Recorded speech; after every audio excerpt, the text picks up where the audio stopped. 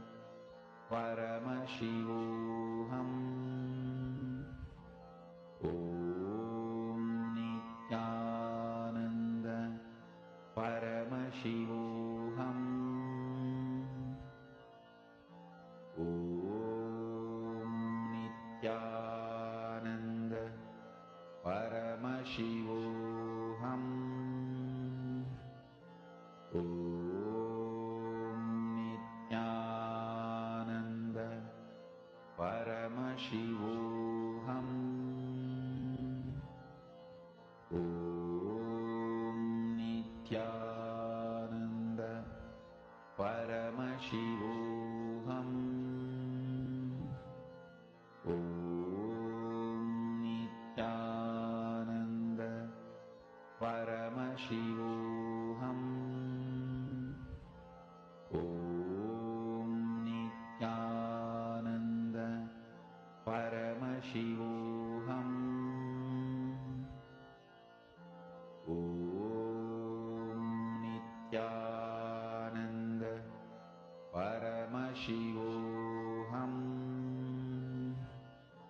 Om Nithyananda Paramashivoham.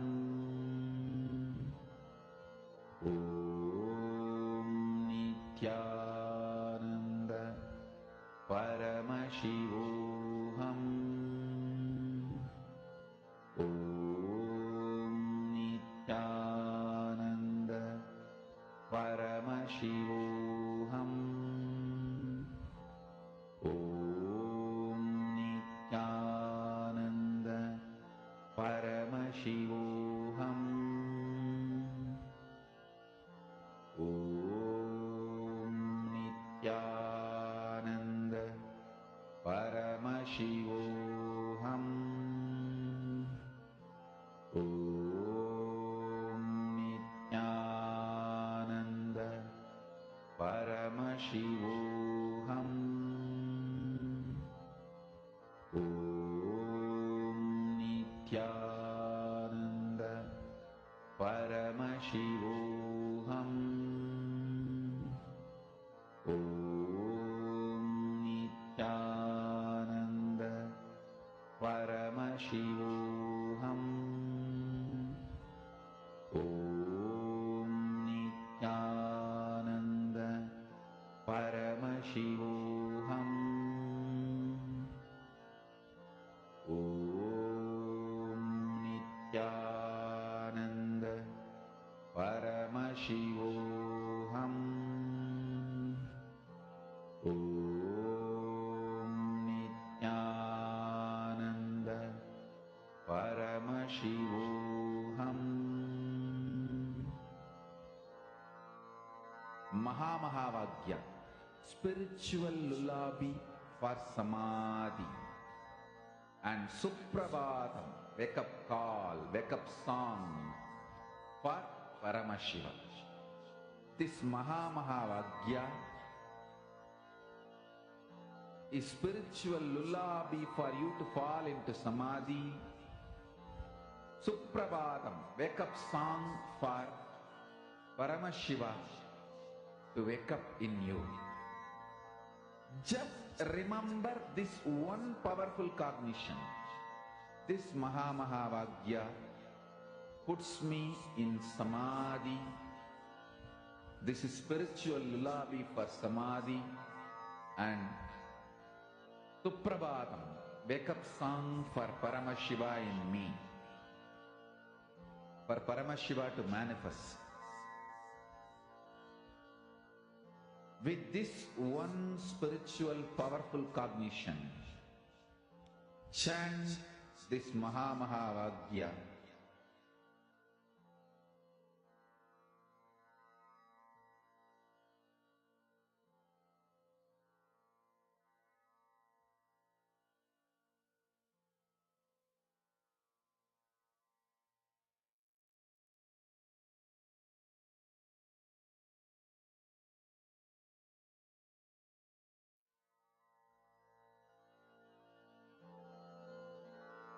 Mahamahavagya, spiritual lullaby for samadhi, and Suprabhatam, wake up call, wake up song for Paramashiva. For Paramashiva to manifest. With this one spiritual powerful cognition, chant this Mahamahavagya. Om Nithyananda Paramashivoham. Om Nithyananda Paramashivoham. Om Nithyananda Paramashivoham.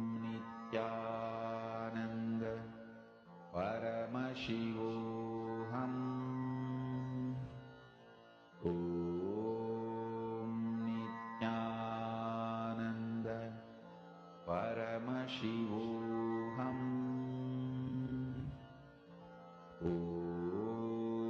Nithyananda Paramashivoham. Now, we're going to be entering into the first power manifestation session. We're going to be today doing the power of silicon, power over silicon. What is this? All of you are watching me either on a phone, a tablet, or on your computer. Am I right? Can we have a thumbs up from everyone? You're watching me either on a phone, a tablet, a computer, an iPad, some device, right? The device that you are watching me on right now is based on silicon. The chip which holds the software of the device that makes the device function the way it does is a silicon chip, right? It's made out of extracted silicon, purified, and it's made as the chip we see now, which we use for all devices. Through the power of the third eye, through the power of consciousness, you will be able to control any silicon device. Okay? That is what is the whole day today. But first, we have to start with connecting to the silicon. See, we are all used to connecting with our hand, right? When we do the consciousness over matter on our hand, we feel that, okay, this hand is me, so I can move something on it. It seems more connecting. So in the first few rounds, the first round, we'll start with moving an object on a silicon device. See, today's power manifestation will be completely mastering the silicon. You'll be able to charge a battery. You'll be able to open an app, click a picture. There are so many variations, so much possibility for this power. But to bring that space of oneness, for us to learn to connect with the silicon, we're going to start with moving the object, moving a deity or any object on the silicon. Let's first start with the Shastra Pramana for this power. Swamiji has said, more than the Shastras, more than power manifestation, the Shastras are important. Shastra works. So every power manifestation, we refer to the Shastras. We refer to that powerful cognition, that click which Paramashiva is giving us to manifest this power. So let's start with the Shastra Pramana for the power of consciousness over matter.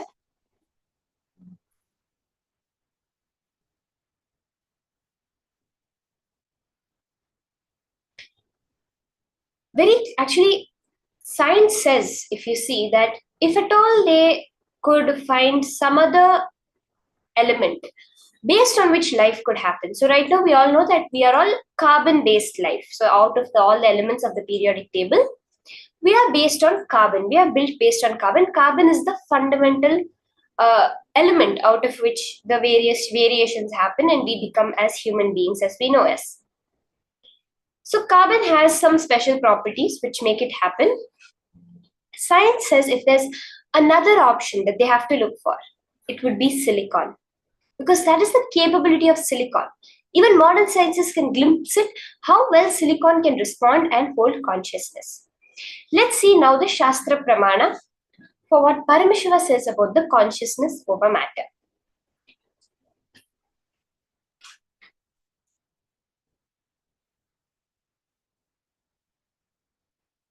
So the Shastra Pramana for the power of consciousness over matter is from the Vijnana Bhairava Tantra, Dharana 95, Sutra 120.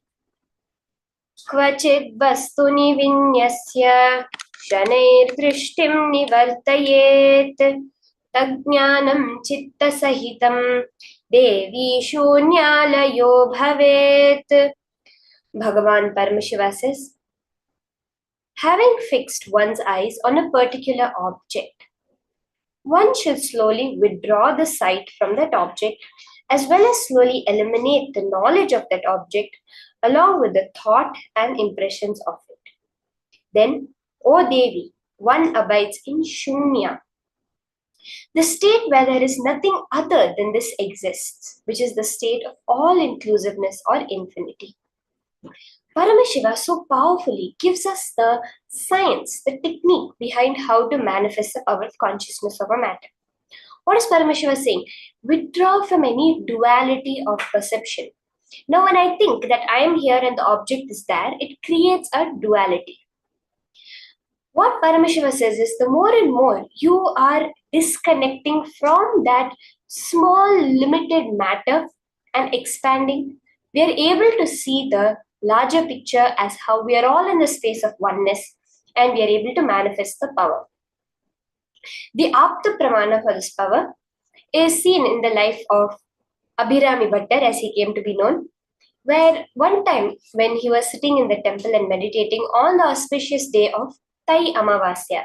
So that is the no moon day, the month of Tai, which is in our time, January, February time. So during that time, there was a special occasion which happened, which is the Tai Amavasya, the no moon day.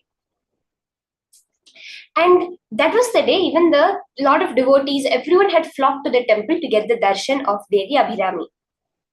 The king of that area, Sarboji I, he had also come there to get the darshan of Devi. So the whole temple was completely crowded. There were so many people there.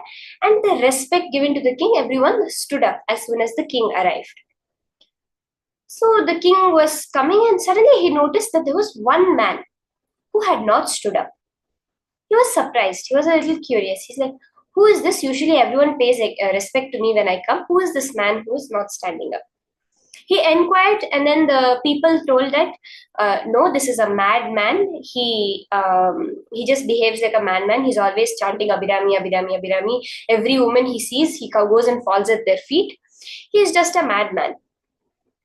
But the king is little intelligent. He says, sometimes great saints also appear to us like madmen. Let me inquire, let me ask. So he approaches the man sitting in meditation and he asks, what day of the month is it? What phase of the moon is it today? The precise question was, which phase of the moon is it today? So as I mentioned, it was the Amavasya, right? But this man who was lost in the vision of Devi Abhirami, he was sitting there and in his inner space, he was holding only Devi Abhirami. He saw her bright effulgence that was coming. And he said, today is the full moon day. This angered the king. The king got so angry and he commanded that today night, if the full moon does not rise, you will be killed.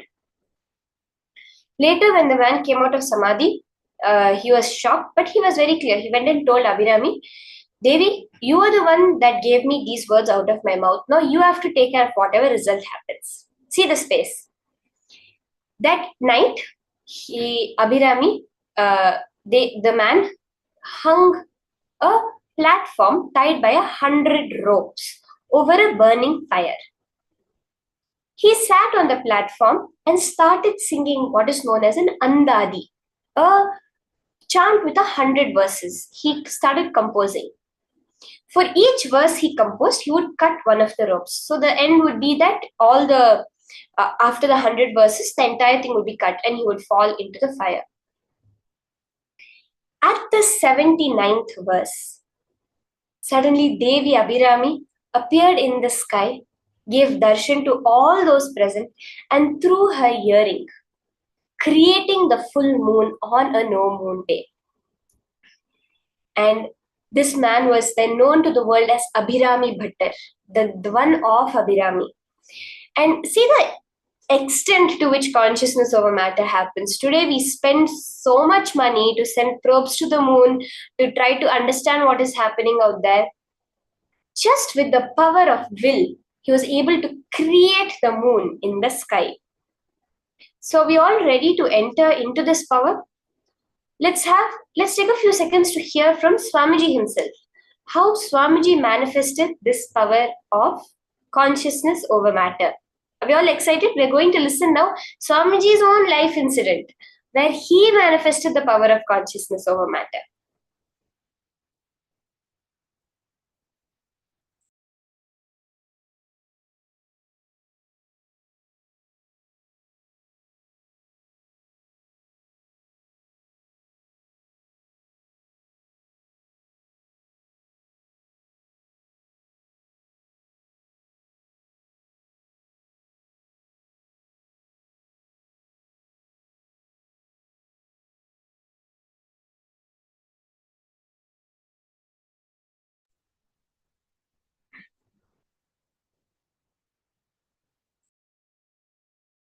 Raghupati Yogi will do all kinds of this weightlifting and everything.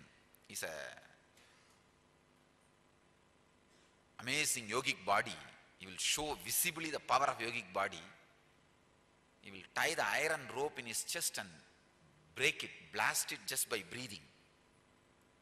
And lift any size rock, just like that he will lift, or he will roll.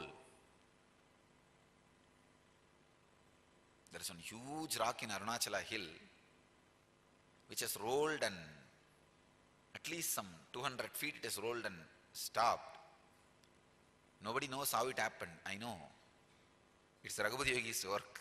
One day we both were sitting and talking, and he was explaining on Yoga Sutra, when you feel one with nature, nature listens to you. I said, how can that be? He asked me to feel one with the rock. I just contemplated, meditated, and I was feeling one with that rock. Huge boulder. When I was in that ecstasy, he just moved my hand. Suddenly, without telling me, he moved my hand. I literally saw the whole boulder rolling. I did not touch, there is no physical contact with that rock, boulder. Just that feeling one with that rock, when he moved my hand and that boulder started rolling, I started shouting, oh, what happened, what happened, what happened, what is happening? Stop, stop, stop. Then he stopped my hand and the boulder stopped. I think from that time only I started shaking people.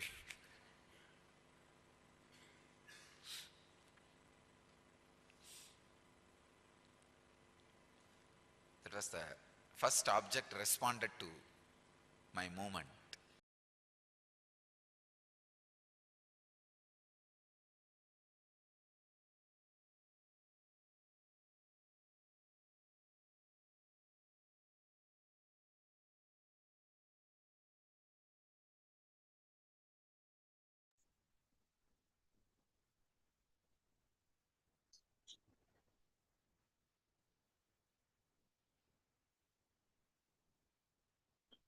So cute. We saw how Swamiji himself explained how he manifested the power of consciousness over matter.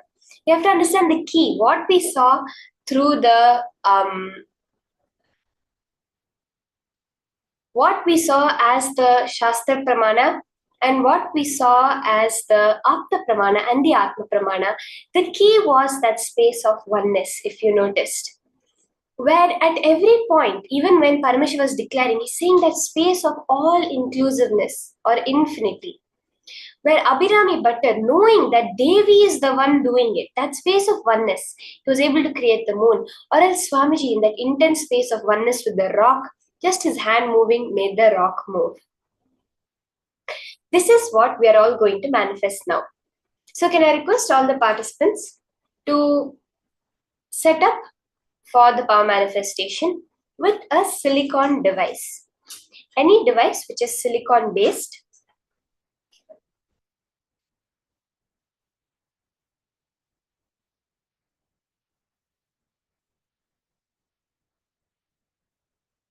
So can I request everyone?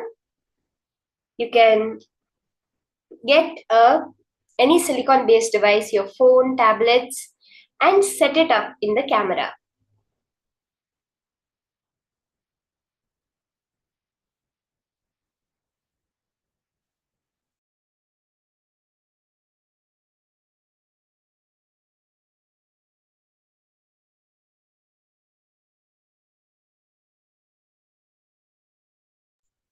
Okay, let's set it up and place any object on the device. Let's place a deity, your Atmalinga if you have it, some object you feel intensely connected to. You can place a coconut if you have it. Usually the coconut is a very powerful storehouse of energy. Even during the various rituals, we use the coconut to invoke the Devata. So you can use a coconut, any fruit, vegetables, orange apple, or any deity that you really feel connected to. Now, once we have set this up, All of you listen very carefully, okay? I'm going to just take you to the process. You're going to sit, you're going to declare the manifestation. Only when that limited I that you have, that thoughts that we have, the feeling that, oh, I am separate and the cosmos is separate, when that moves out of the way, Paramashiva flows. The way Abhirami Bhatta said, right? Devi, you are the one that brought these words out of my mouth. So you will manifest what needs to happen. That same way now, understanding that Paramashiva is the one Swamiji himself has told you to sit now and do the power manifestation. Therefore, he will manifest. There's nothing you have to do today now. Sit completely in the space of unclutching. Chant the Mahavakya, Om Nithyananda Paramashivoham, and intensely connect with Swamiji. Swamiji says, why silicon? Because the silicon has that ability to amplify your will.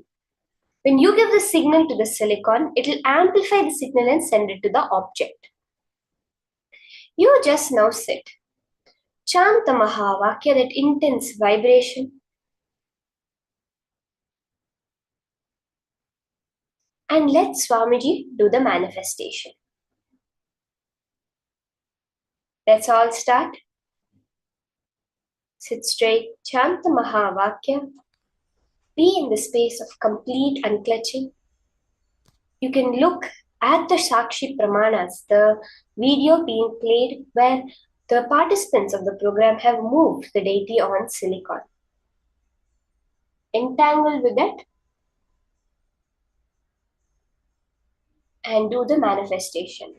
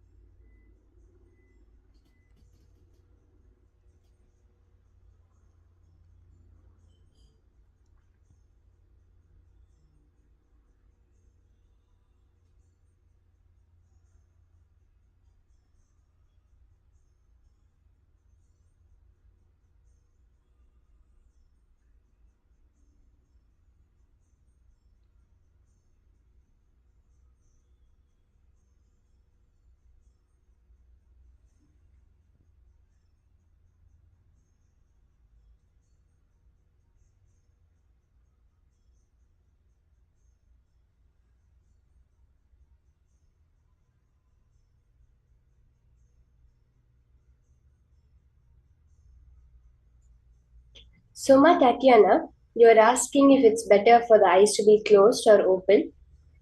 In any power manifestation, it is your comfort level, how you are able to connect to Swamiji, connect to that space of oneness more. If you have a picture of Swamiji's eyes, you can look into that, or else you can look at the video that is being played and entangle, look at the deity, or else you feel more comfortable like, yes, I can connect to Swamiji more in the space of oneness with my eyes closed. Like, for example, whenever I'm doing the power manifestation, I always prefer to close my eyes and do it. So, however, you are able to connect the most in the space of oneness. That is the only criteria.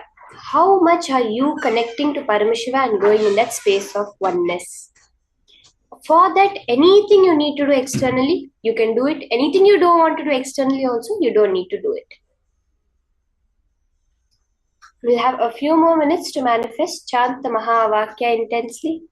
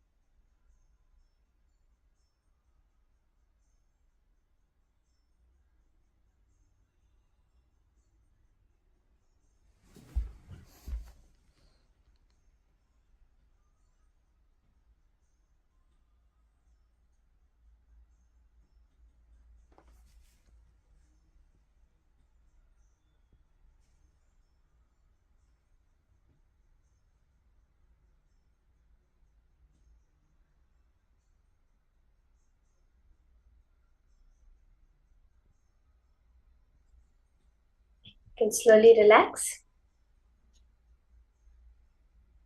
As and when we do the power manifestations, take a before picture and after picture, video record your manifestation. These are the various ways you can verify, you can see how in so many ways the manifestation happens. We have had so many instances of people who, while they're doing the whole power manifestation itself, they close their eyes and they're doing it, and then they open their eyes and they're like, oh, I haven't manifested. But actually, they would have. So when they took the video recording, when they looked back on that, they saw that the coconut had moved the whole place but come back and sat in the exact way it started.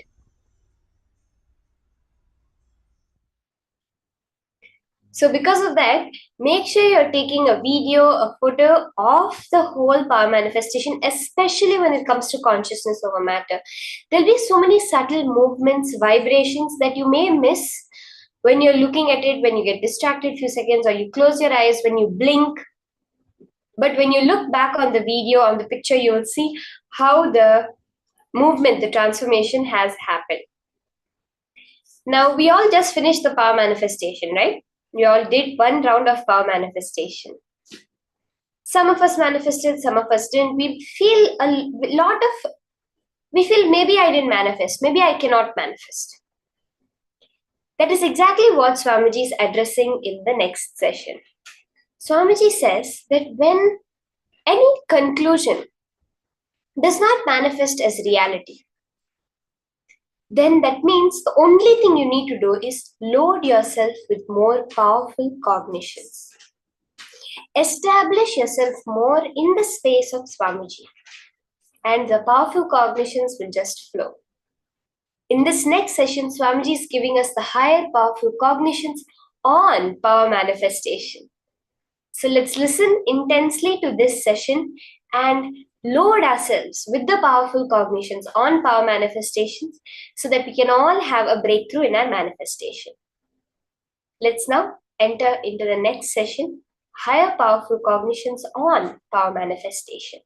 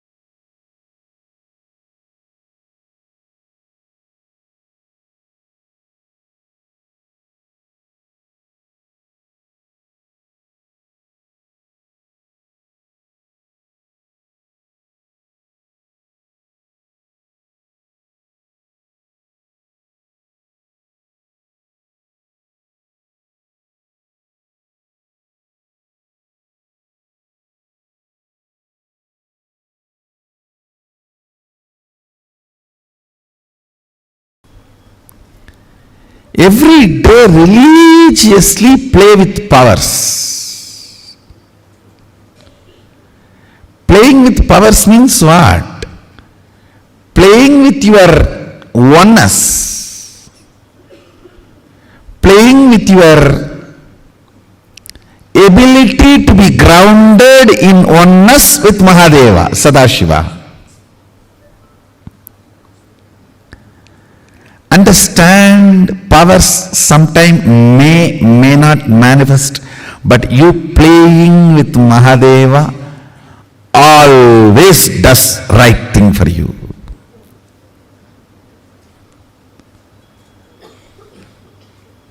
That's the best thing for you. Sometimes the food you ate will be digested, sometimes may not be digested. That does not mean you will stop eating.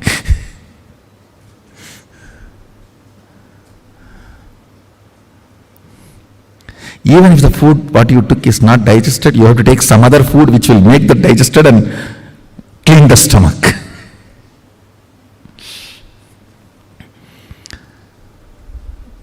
Some people ask me, what is the solution for power not manifesting? Solution for power not manifesting is power manifestation. That's all.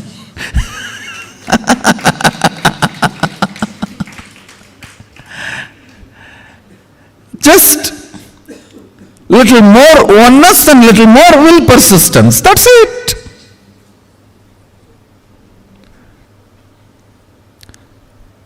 Power manifestation will automatically make you integrated. Man with $1 billion will not lose his integrity for a penny on the street. Law of life. Understand? Law of life. Integrity is a law for the poor man, moral for the middle class man, way of life for a rich man. I am not talking just in ordinary money sense. I am talking from the sense of powerfulness. Integrity is the law to be enforced on a powerless poor man. It's a moral to be taught for a middle class man who faces ups and downs. It's a way of, royal way of life. Raja Vidya for powerful being. So all your energy, your effort, your will, persistence should go on power manifestation. So naturally your idea about you will be raised. Understand? You just need to feel all the time you are Harry Potter. Means we can create a new word, Hara Potter.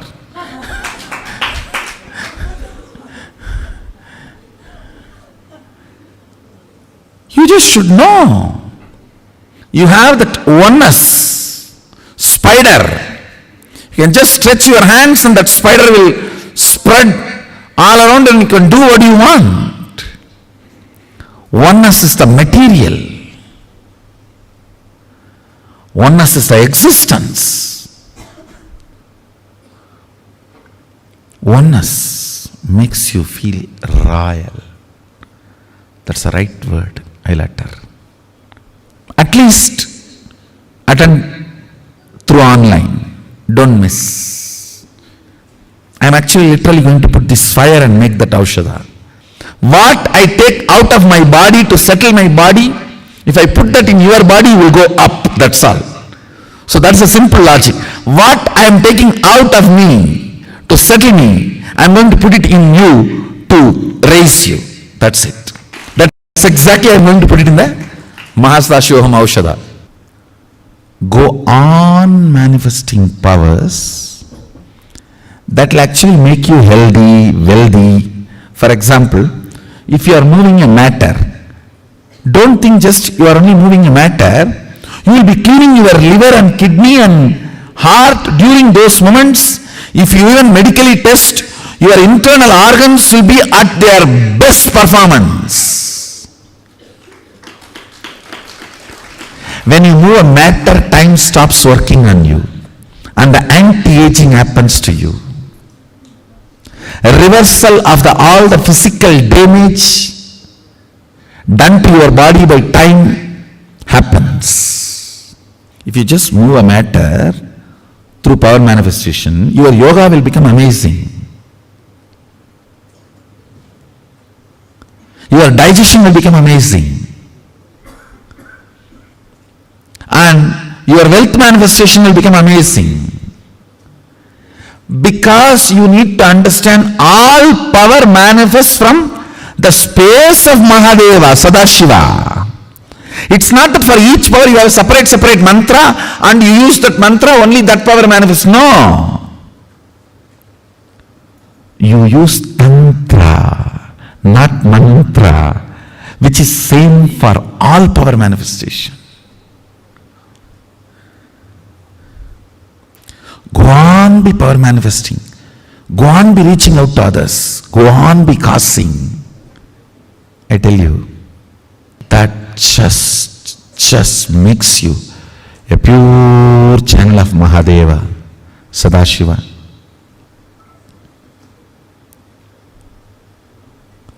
That makes you a pure channel of Sadashiva.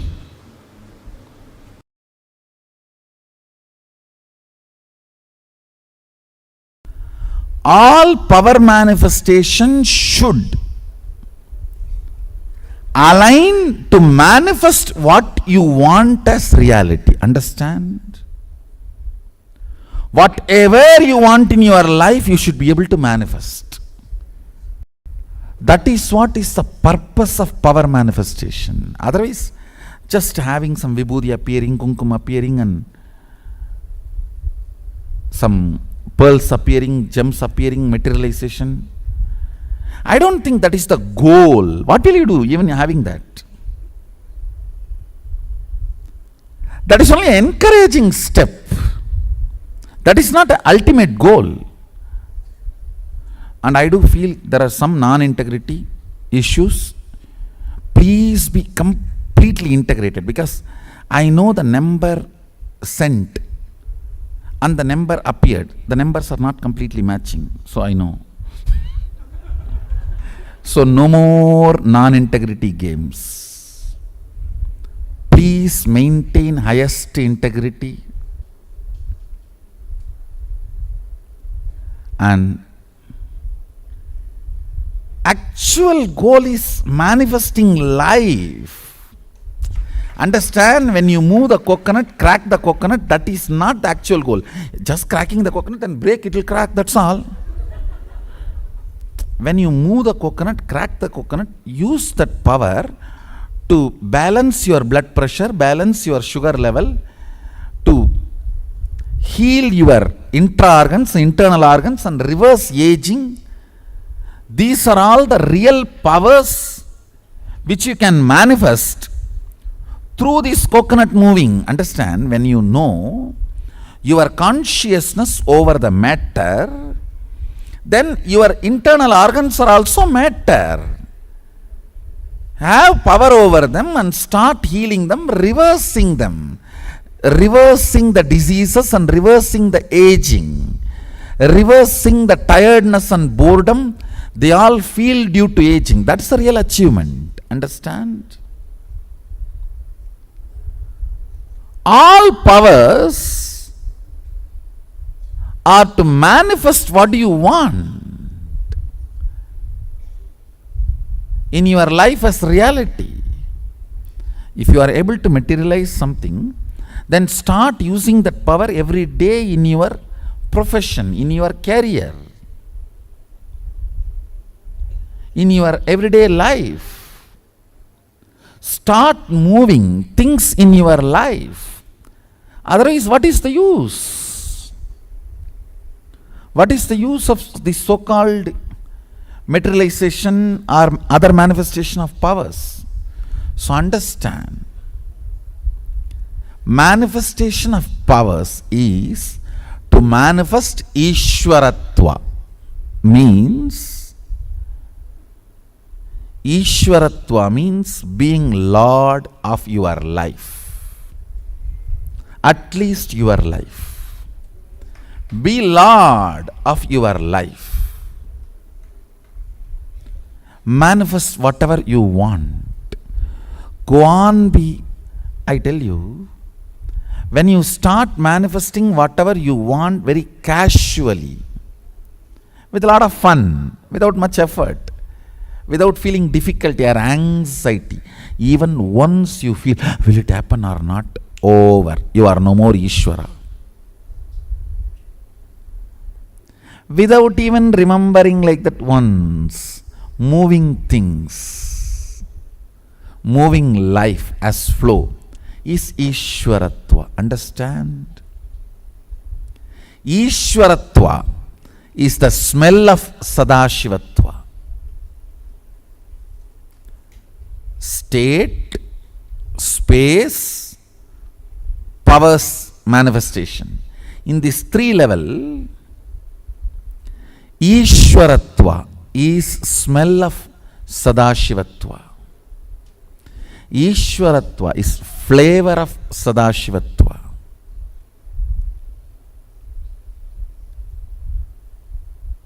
So understand, first thing I want to tell you, no non-integrity business in any power manifestation. Absolute integrity. Whether it is third eye or remote scanning or body vision, any power manifestation, materialization or teleportation, anything, absolute integrity. If you have doubt, be very clear. I am not clear. I think I have a doubt. Let's stop with it. All of you are clear? Absolute integrity. Do not try to bring any name or fame by non-integrity. I do not want. I am very clear. Let integrity be our life breath. I tell you, just the other day I was telling, Tirupati. Tirumala means Venkateshwara. So if you go there, you know you will have darshan of Venkateshwara. You may have to stand in queue. You may have to wait for 1 or 2 days. All that is different. You know you will have darshan of Venkateshwara. You cannot blame, oh, I did not see Ganesha, I did not see Jesus, I did not see this, I did not see that. Oh, they told me all gods are one and the same, but I went there, I saw only Venkateshwara. Be very clear. All of us know, if you go to Tirupati, Tirumala, you will see Venkateshwara. If you want to see Venkateshwara, go to Tirumala. If you don't want to see, don't go. That's all. But just because you want to see Ganesha, or you want to see Jesus, or you want to see some other god, that cannot be changed. Integrity of Tirumala is Venkateshwara. Over. Same way, integrity of our Sangha is integrity.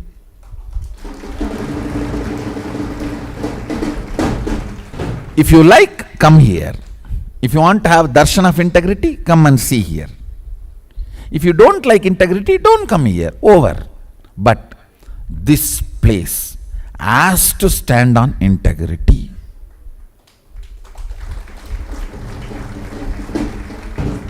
If we have not aligned ourselves to integrity in some corners, some places, there's blind spots. That cannot be the reason to lose integrity in other places. No. The blind spot need to be cleared. Not that you will use that as a reason to build more blind spots or more non-integrity. No. Flag will fly high.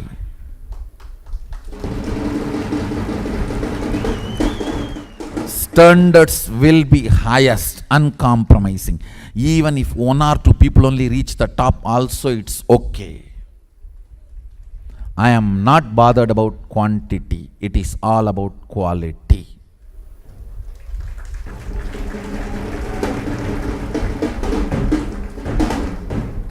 Understand, feel blessed. You have a guru who is uncompromising on integrity.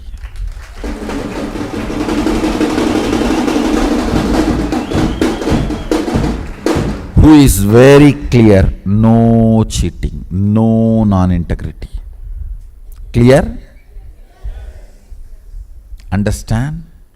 All these powers are gift from Sadashiva just because our integrity to him. What can you offer him?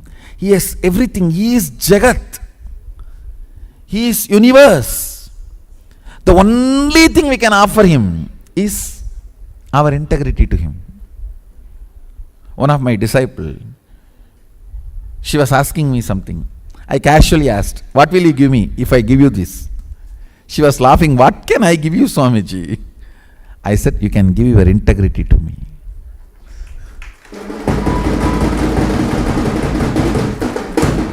That is the only thing disciple has to give it to master. Understand? That is the only thing I felt I can give it to Arunagiri Yogeshwara. When I was in love with him, I said, oh God, why are you so sweet? What can I do? Finally, I melted into only one thing. I should be integrated to him. That's all.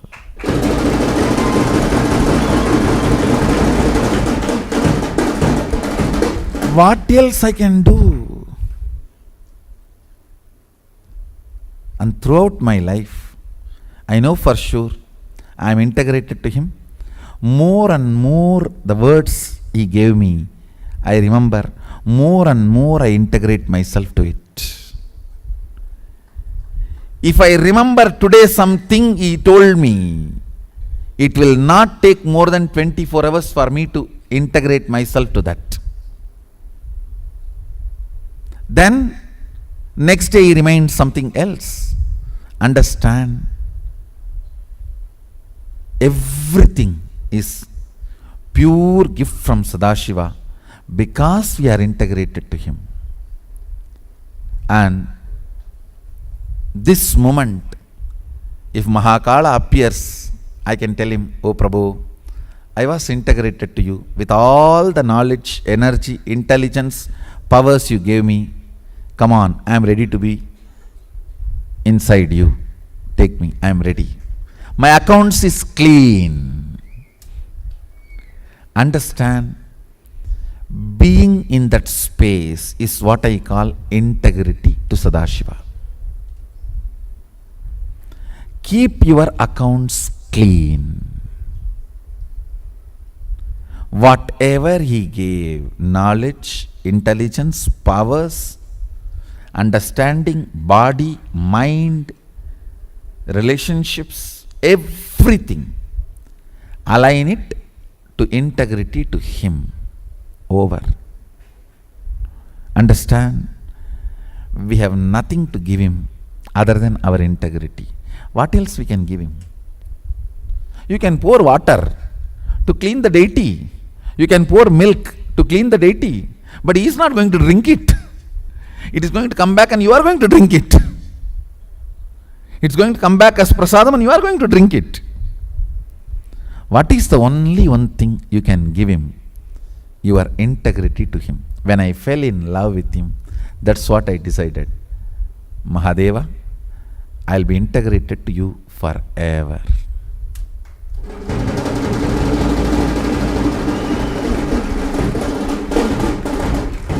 That is the symbol of love. That is the symbol of love. So in all power manifestation, make sure we are highly integrated. We are highly integrated. Not for anybody else, but for Mahadeva, but for Sadashiva, but for Mahakala. Understand? When you are completely integrated to him, the confidence he showers on you is the best power you can have. The confidence, the feeling empowered. I tell you, even if an ordinary person loves you, how much you are empowered, feeling empowered. If Sadashiva loves you, what will happen?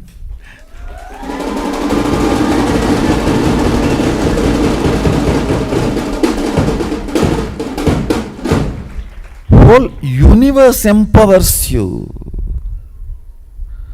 Whole universe is empowering you. Understand, His love is the most empowering, intoxicating, new word, not intoxicating, intoxicating.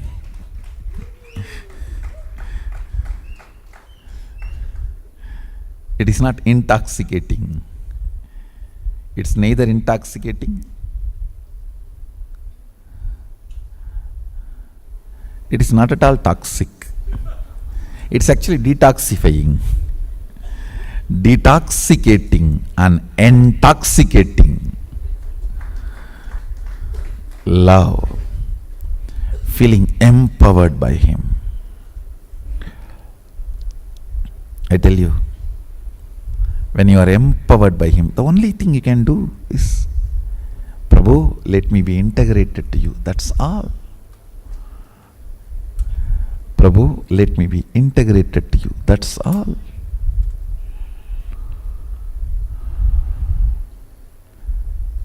I tell you, more and more and more integrity to Him, more and more empowers your being, strengthens your being. More and more you feel strengthened, empowered. Just causeless ecstasy, causeless joy.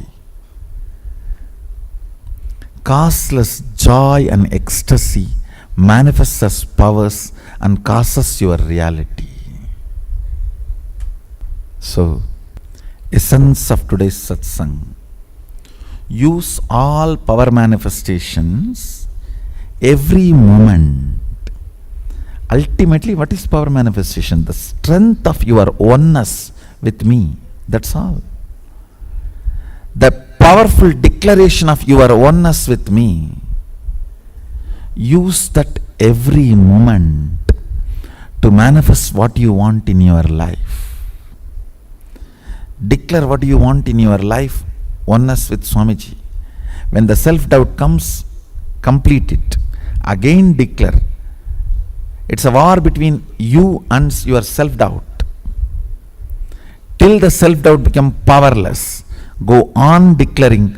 That is what I call manifesting.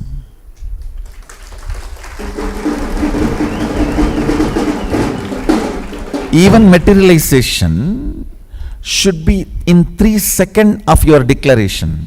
When you bring yourself to that oneness, let Swamiji express through this body and let it materialize. It should be only 3 seconds. The moment the sankalpa comes out of your mind, within 3 seconds it should come out of your hand. Then it is materialization.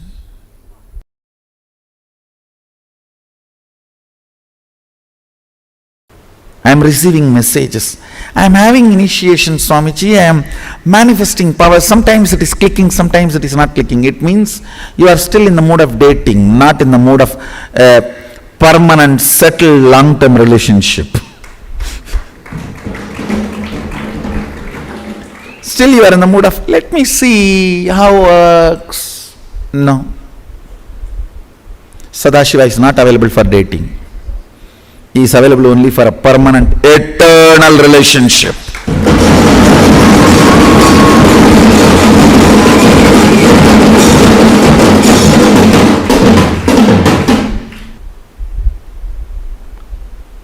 Understand, this is the country of integrity and stability.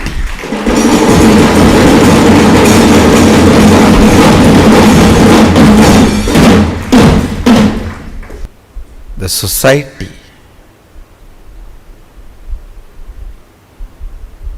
derives its stability from the integrity of the individuals.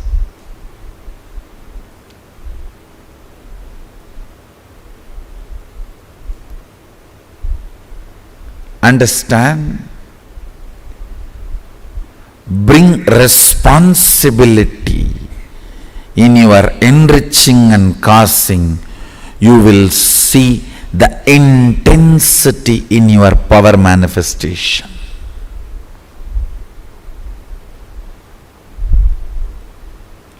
Responsibility in your enriching and causing. You decide. It is your integrity, your responsibility, your stability. That is going to manifest as powers in you.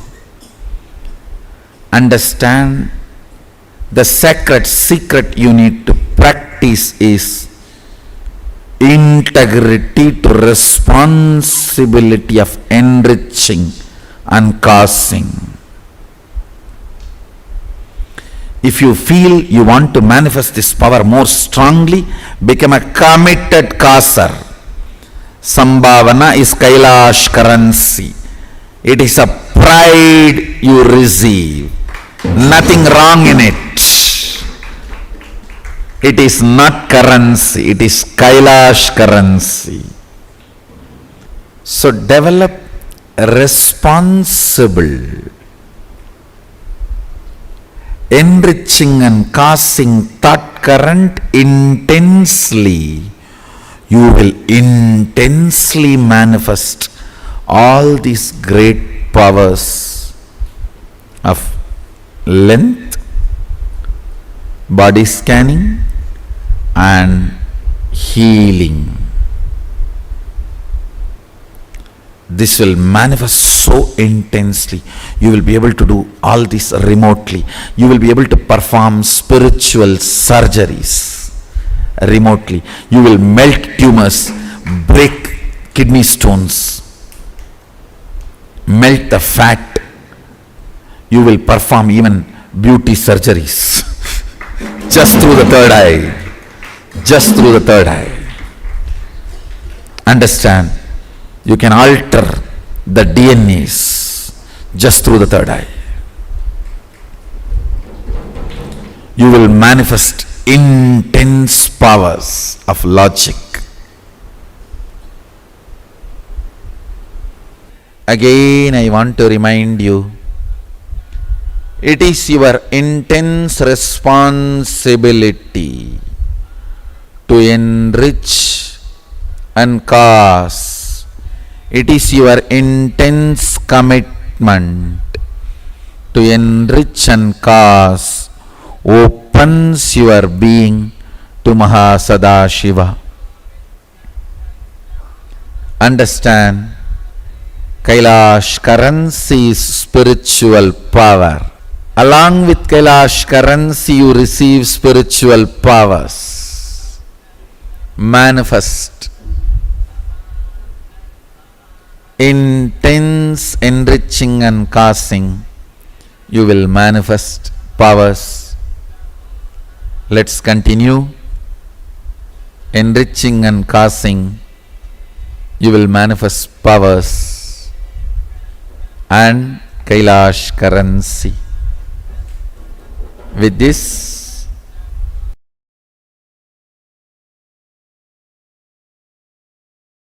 anything which happens as a natural flow, spontaneous flow in your life is powerful cognition in you.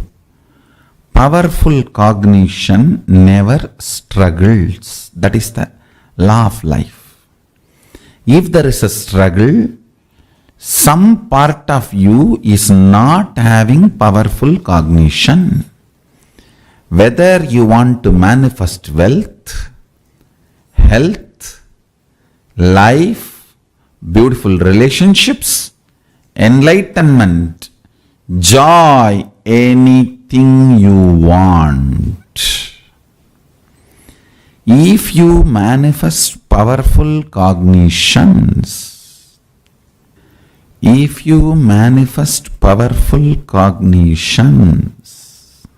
one of the most fundamental thing will happen to your life is a free flow expression. Dharma is a spontaneous natural law, manifests due to conscious decision. Listen carefully.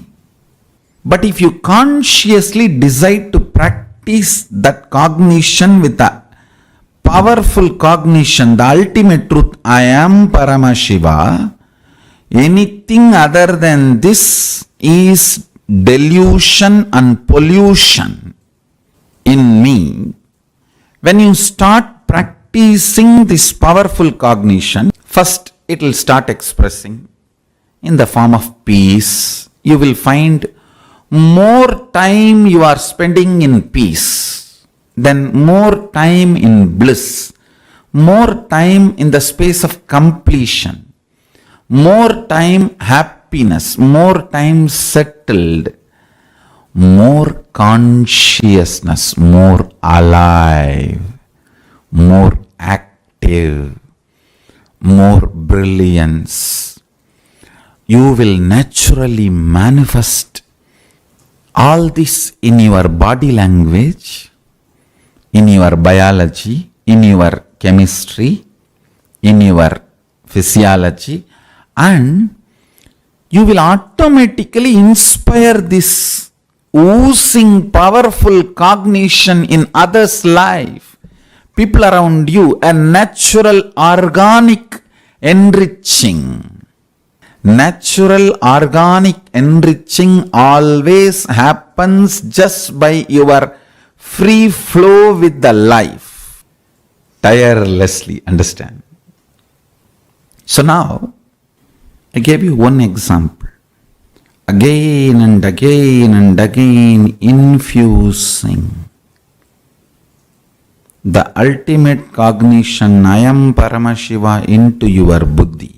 Every possible way you can cognizing it. Every possible way manifesting it. Every possible way living it. Decide from now, let Paramashiva reside in this.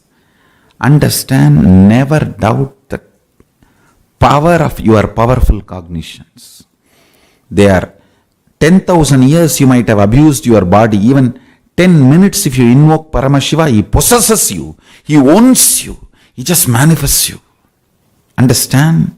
He does not bother. Light does not bother whether the room was in the darkness for 10 years or 10,000 years. It just comes and lights up. Paramashiva does not bother. You lived in ignorance 10,000 years or 10 years. The enters and just manifests. Immediacy, instant effect of Paramashiva's powerful cognitions is not dependent on the longevity of the practice, but the quality of ability to cognize.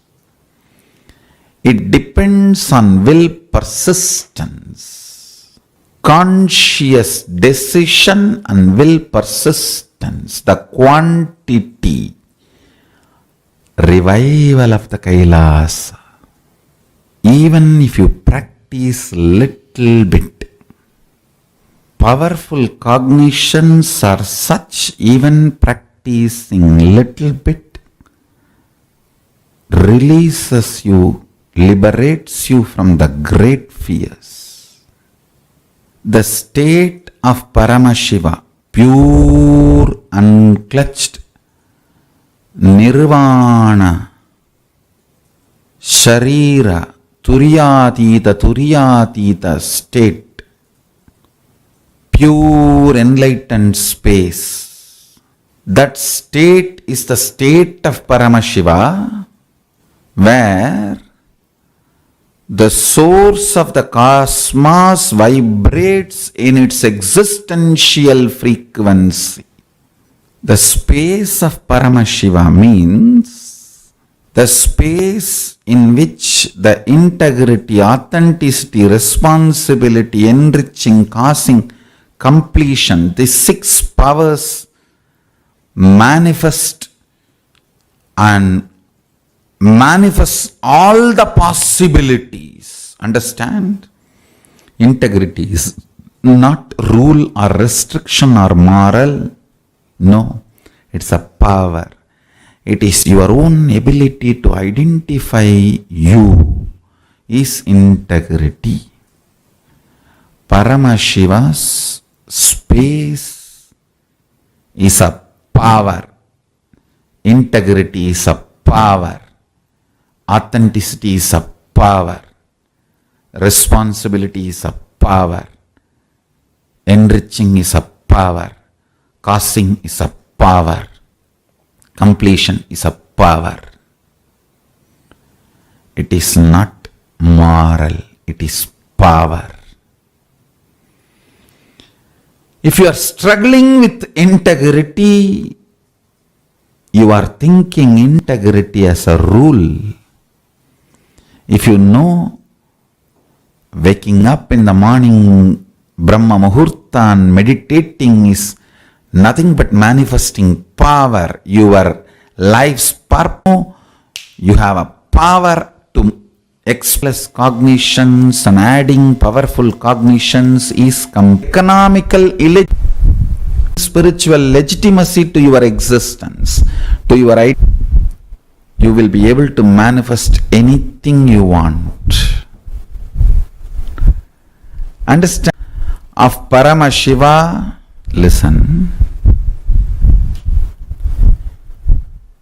If you bring living enlightenment is the complete solution for all the problems individual or society or modern day humanity is facing,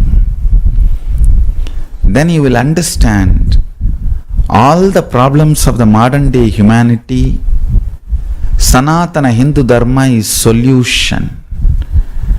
Whether the terrorism or climate change,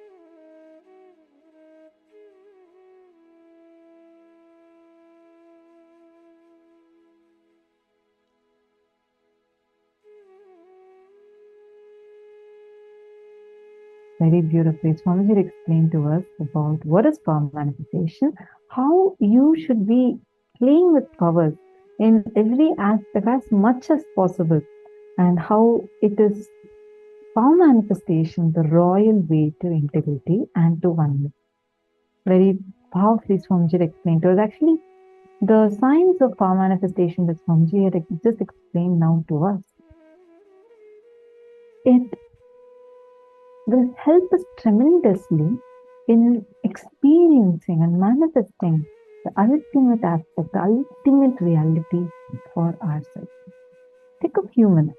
Now, pin down all the places where you feel integrity, authenticity, responsibility, and enriching as the binding moral rule that is suffocating. Take a few minutes, pen them down without any editing. Just take a few minutes and pen them down. Like, for example, oh, I don't want to do this. I just feel like, being integrated to puja or being integrated to yoga. I don't like it, or I just feel it suffocating. I just feel I'm not good. I have to compromise my sleep.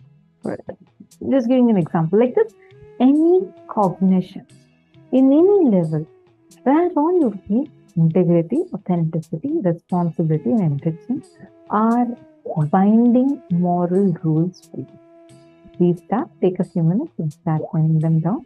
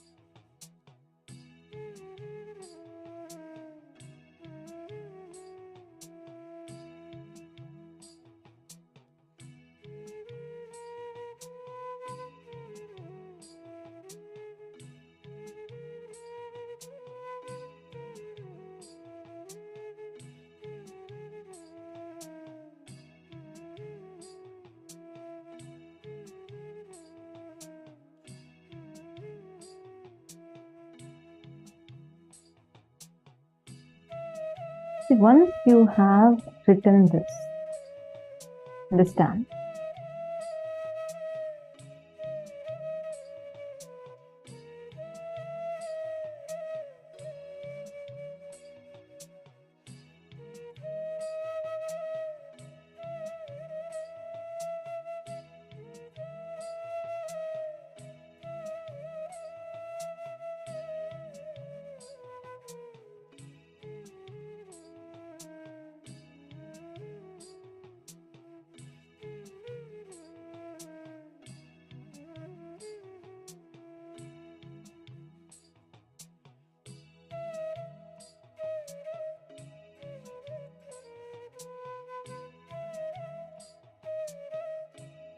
not of this itself.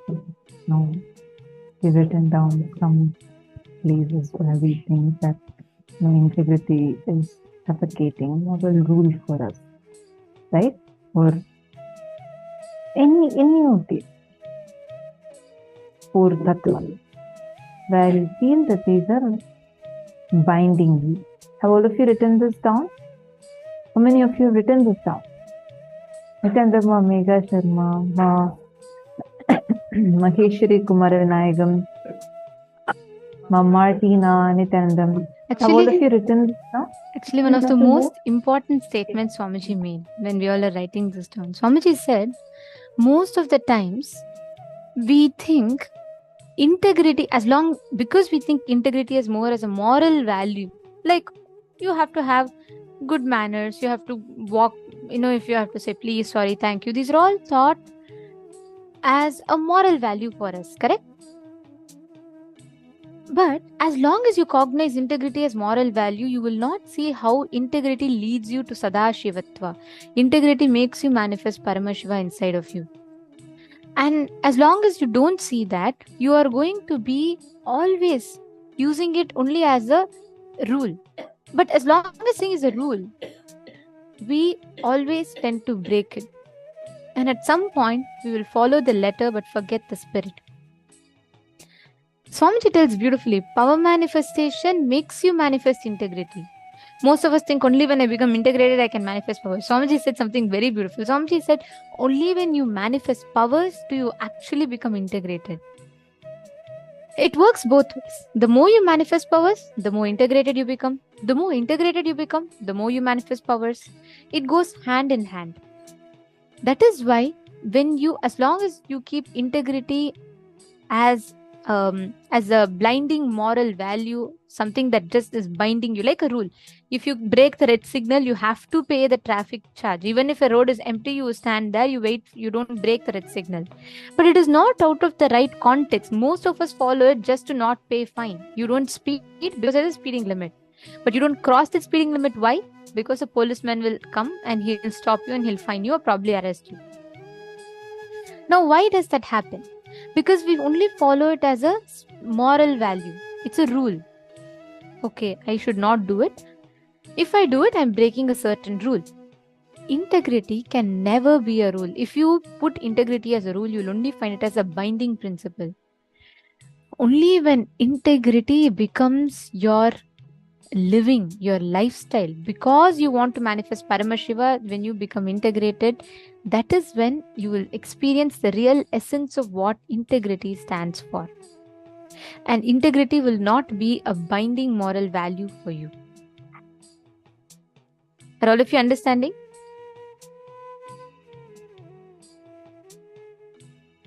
So integrity should always only be something that will again and again align you to your higher definition of yourself, what you cognize as you. So please take a few minutes and pen down all the places. If you have not finished, how many of you have finished writing down? Wherever you feel you have applied these principles as more binding value, integrity and all as a moral value. How many of you have finished writing? If you have finished writing, can you all put done in the chat?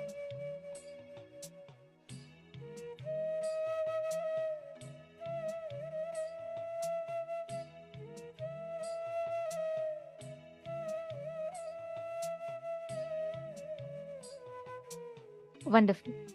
Now, in each of those places, that you have written down.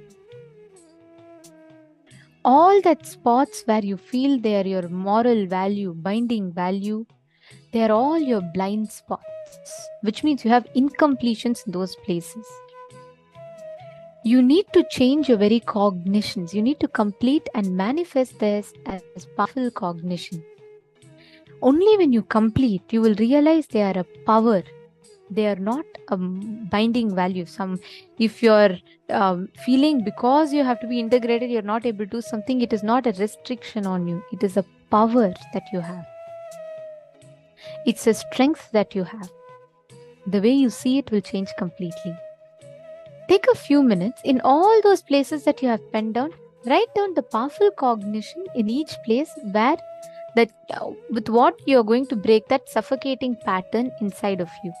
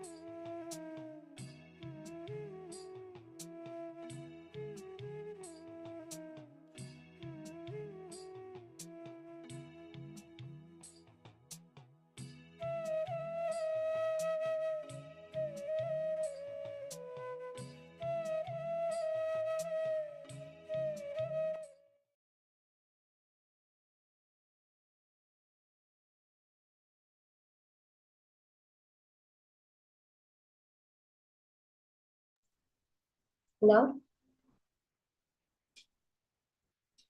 with that powerful cognitions from Swamiji, as Swamiji says, it's the powerful cognition that manifests as a power. With those powerful cognitions, let's enter into the power manifestation session. Let's have one more round of moving the object on a silicon. So as we did in the first round, we kept the object in front of us on a silicon device, whether it's a tablet or a phone or our laptop, any silicon device. So now we'll continue with that round for another round of power manifestation.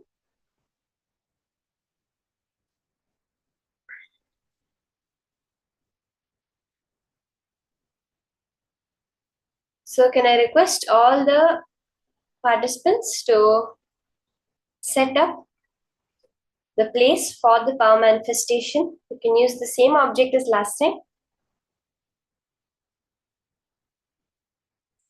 You can get the deities, some vegetables, fruits that you feel very connected to, and use that for this round of power manifestation.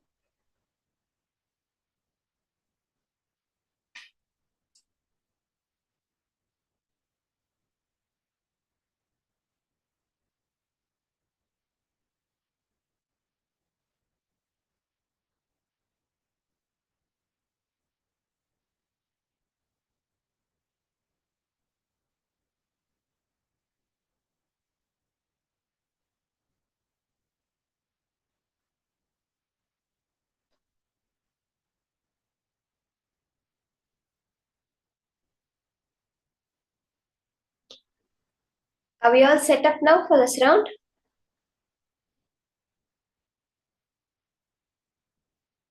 So let's start now. As you're doing the power manifestation, just close your eyes and listen to what I'm saying. So if you are more comfortable with looking at the object in front of you with your 3 eyes, you can do that. Or else you can close your eyes and do the power manifestation. Just be in the space of intense listening. Chanta Mahavakya Om Nithyananda Paramashivoham. Connect to Swamiji. See, power manifestation happens when you are completely established on Swamiji, on Paramashiva. See, power manifestation is a science that happens beyond the length, breadth, and depth. As long as we keep on going back towards length, breadth, and depth, oh, has the object moved? Did the deity move? It moved left, it moved right. That's all again collapsing into matter. Are we all understanding this? How, when you see, when you look, has the deity moved? Has the deity moved? Again, you're separating you and the deity.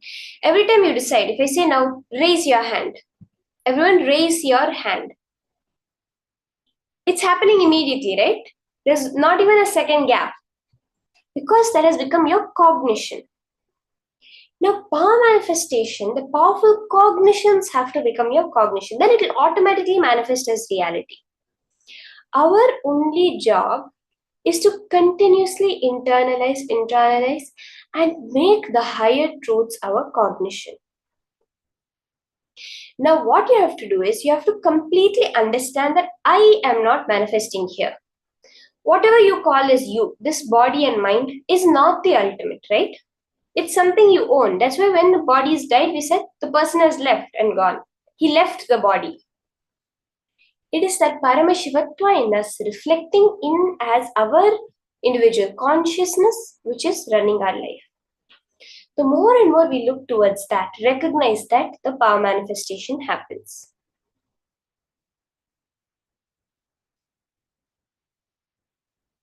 So now as you're doing the power manifestation, again and again, look back. Who is it who's experiencing this? Sit as Paramashiva. Do not just visualize Swamiji or connect to Swamiji. Sit as Swamiji.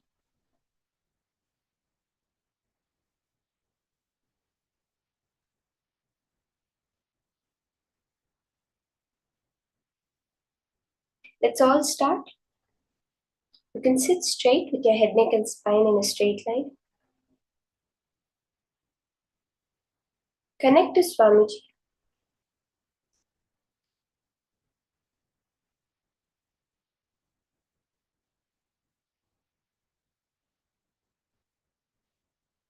Intensely listen to yourself chanting the Mahavakya. Observe who is it which is experiencing, who is it which is observing everything.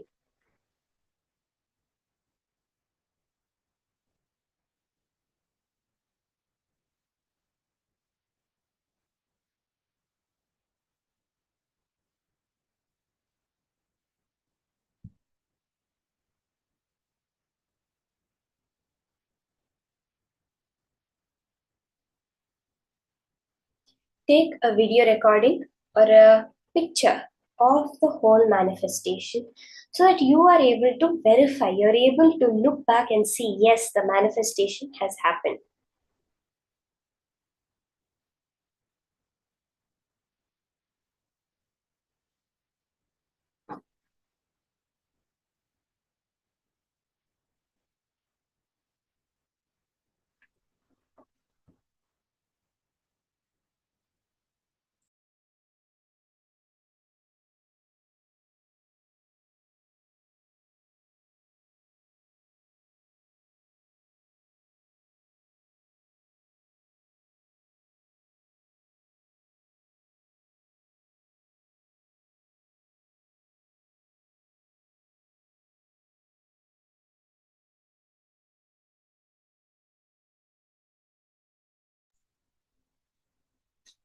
Just be unclutched.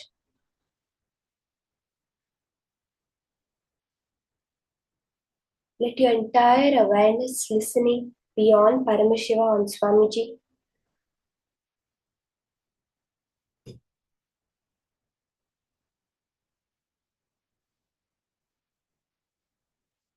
Once the power manifestation has started, you don't need to bother about anything. All adjustments, all manifestation will, we can do it before the start. Once you have started the manifestation, just be in that space of manifesting.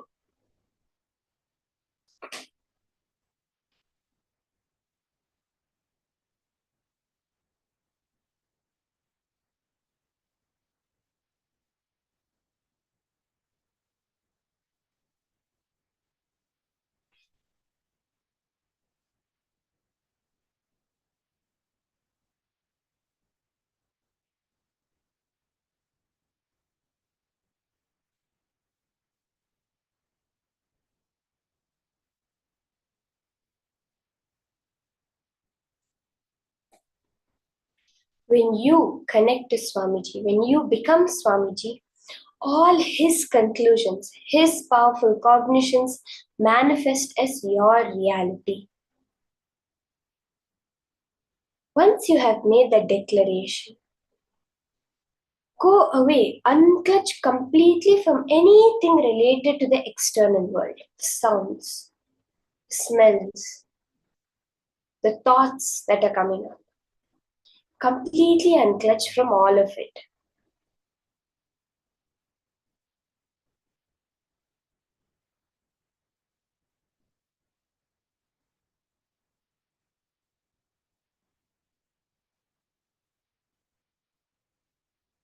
Again and again, ground yourself on the Mahavakya. Chant Om Nithyananda Paramashivoham.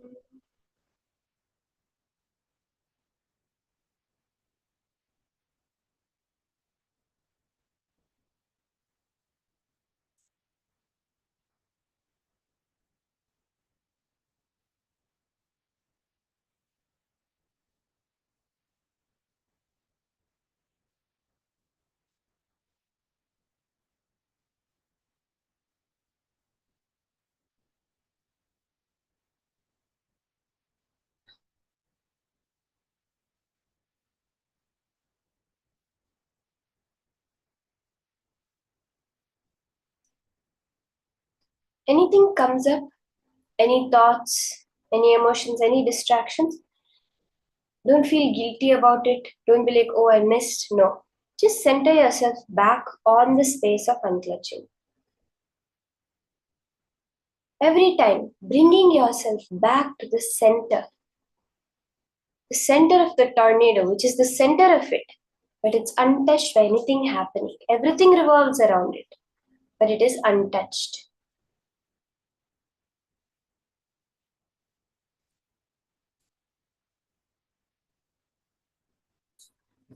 You can connect to Swamiji as the beautiful darshans happening.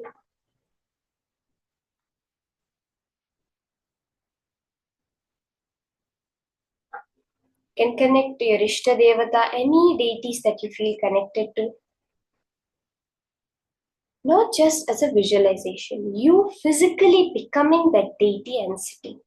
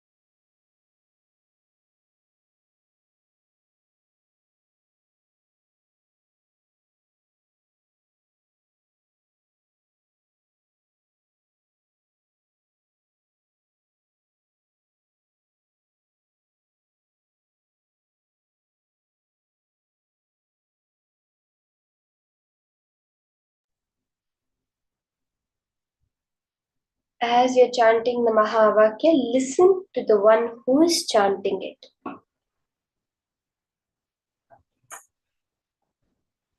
You can sit without any movement in your body. Just sit straight and don't let any restlessness, any movement come. Sit absolutely still. Reflect that stillness of the body as the stillness of the inner space. Just disengage. Whatever happens, let it happen. But be unclutched.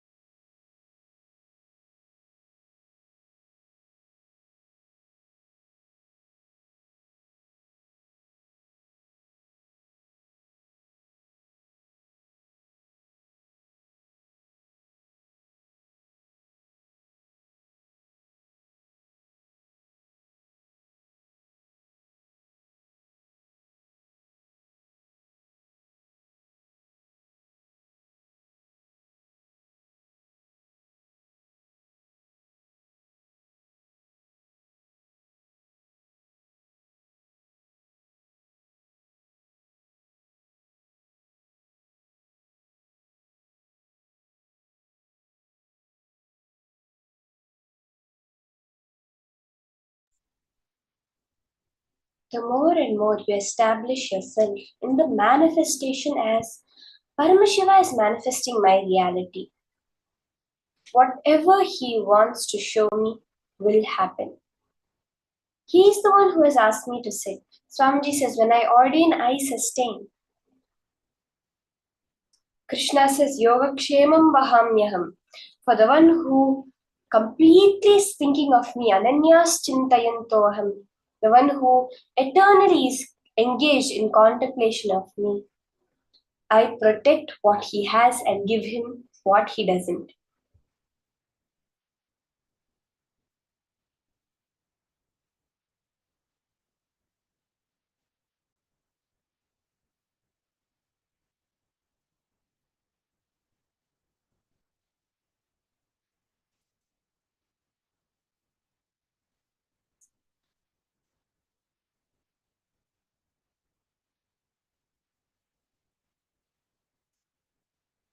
Let's all now relax. You can check back, look how the manifestation has happened. Take another picture, another video.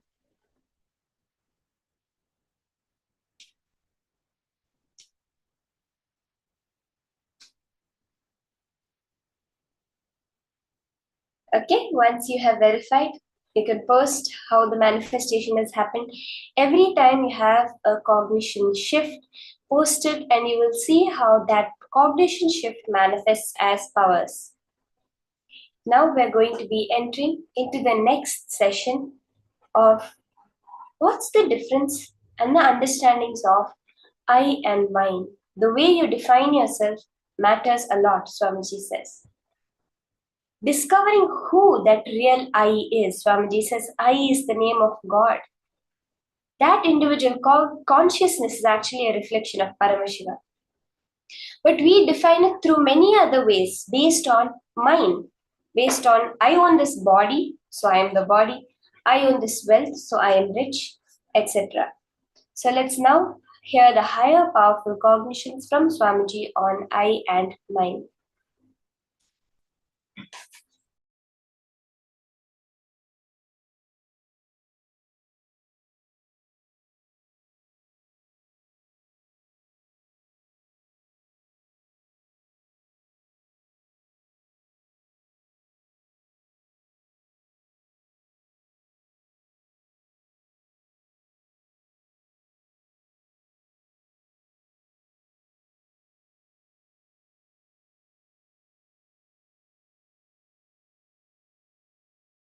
The reason for enmity, please understand.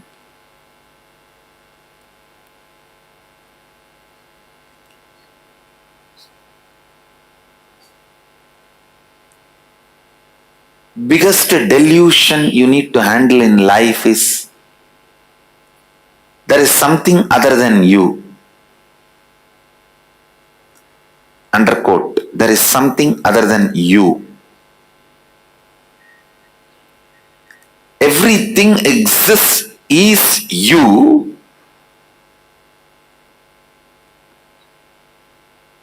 If you feel there is something other than you, that is delusion.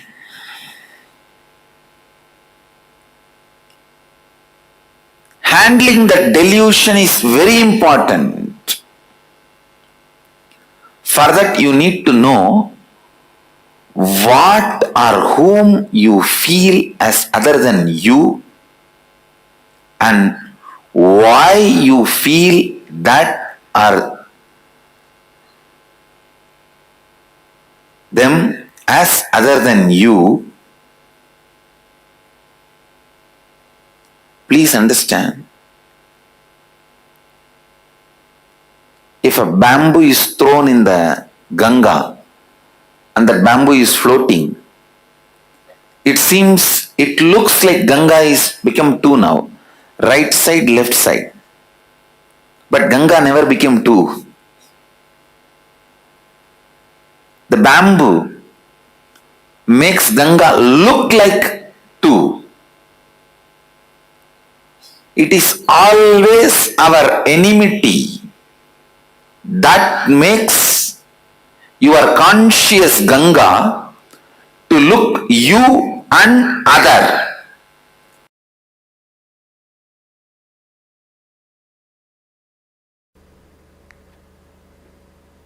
Understand?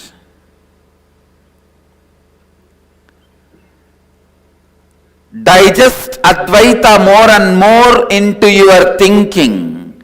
Digest Advaita more and more into your words. Digest Advaita more and more in your actions. Every simple digestion means even if you make a very simple decision,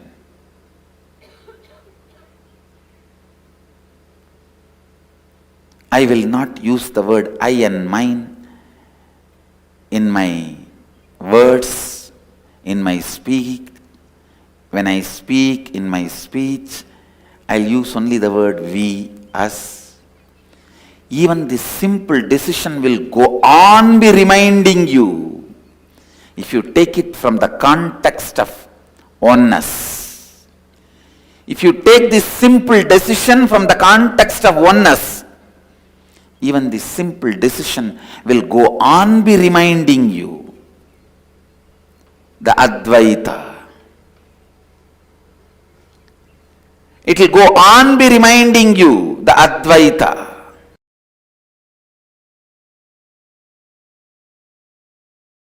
You are all taught wrongly. Arrogance is ego.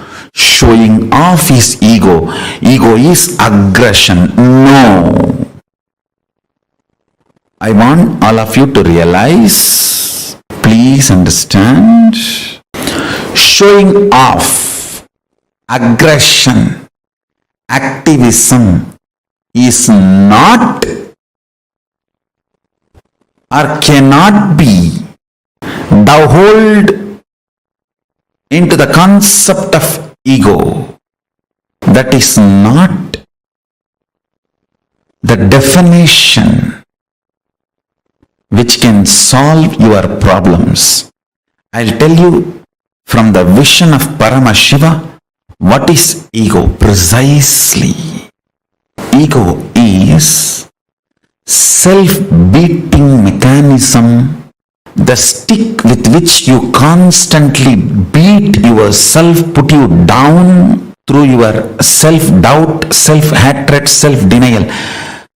Constant SDHD bonding gum is what I call lust, and the frequency with which you use that is ego.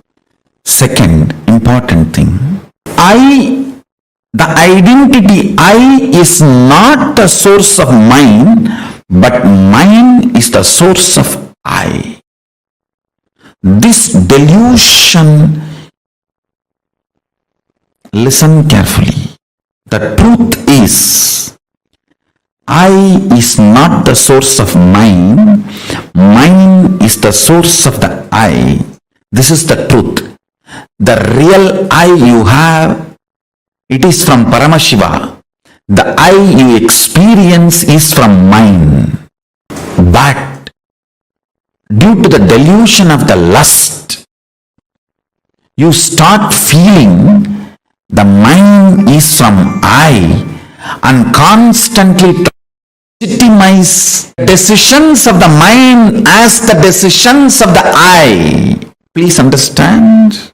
Decisions of the mind, when you associate that as the decisions of I, you have fallen into delusion. For example, some small chemical imbalances in your body, hormonal imbalances in your system, if they decide something, it is decisions of mind, not decisions of I. But you pick those decisions and attribute them to you and start thinking it is decisions of I, then you execute it. That delusion, The decisions of mind getting attributed to decisions of I. Decisions of mind becoming part of the decisions of I. Decisions of mind due to the lust gets attached and made to feel experience as decisions of I. I tell you, this is the worst shade of the lust. Worst shade of the lust is not the body's attachment or craving for another body or person. The worst shade of the lust is the actions and reactions of the mind being portrayed to you as the actions and reactions of the I due to the extreme attachment, lust between mind and I. Listen carefully. Shanti means able to see the gap between what is the instinct of the I and what is the instinct of the mind. That is Shanti. Able to see inside your inner space. The thoughts generated in you, are they from mind or are they from I? Always the I realizes and releases only powerful cognitions. Always mind realizes and raises only powerless cognitions. It's an eternal law of life. Ability to see the gap is Shanti. Inability to see the gap is Moga.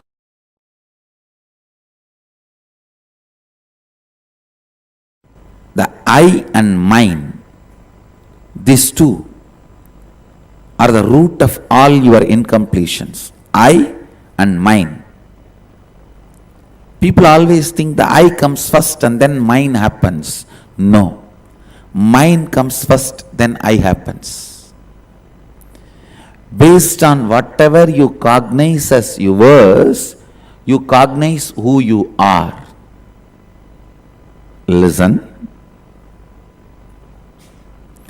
Based on whatever you cognize as yours, based on that you cognize you. Many times the yours, that mind, becomes the source of I. So if you give away all of them, the incompletions also will disappear. You will evolve a new I which can be reinvented, which can be rebuilt based on completion. I tell you.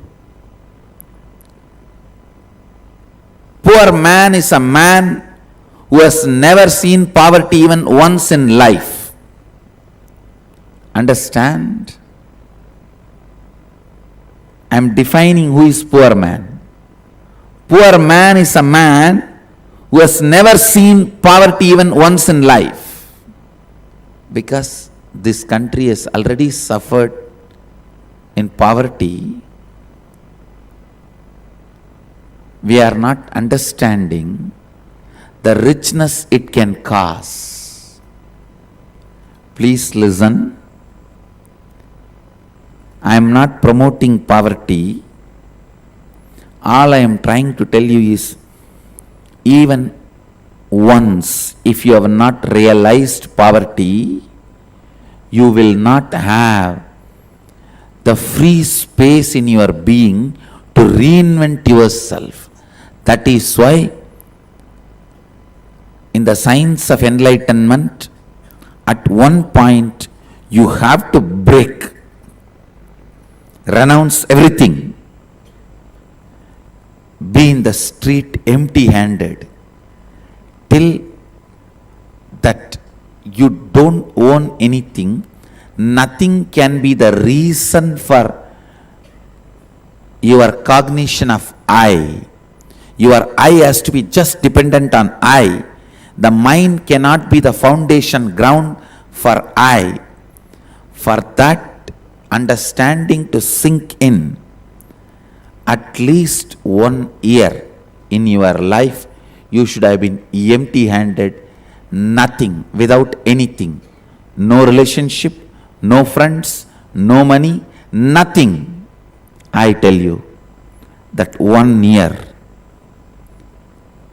will give you the strength to reinvent who you are. And I can tell you, 9 years of my accepted poverty, self-imposed poverty, not imposed on me forcibly. I may not want to say my Purvashram family is rich, but they are decent. They were able to provide food and clothes and shelter for me. That much they are able to do. But when I renounced all of that, and family, friends, all the known contacts, everything, that 9 years of self-imposed poverty gave me tremendous space to reinvent myself and rebuild the new I from the space of completion. Because of mine, you build I.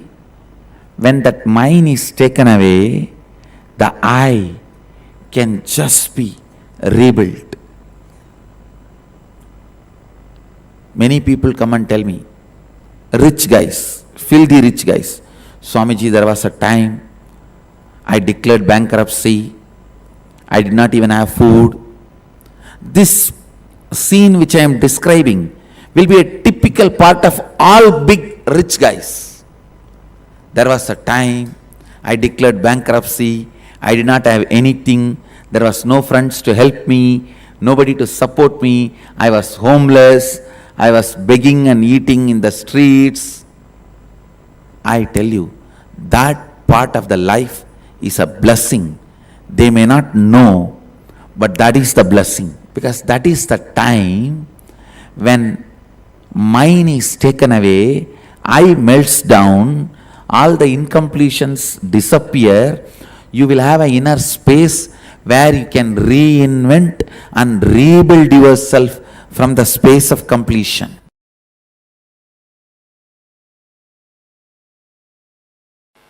Biggest delusion you need to handle in life is there is something other than you. Underquote, there is something other than you. Everything exists is you.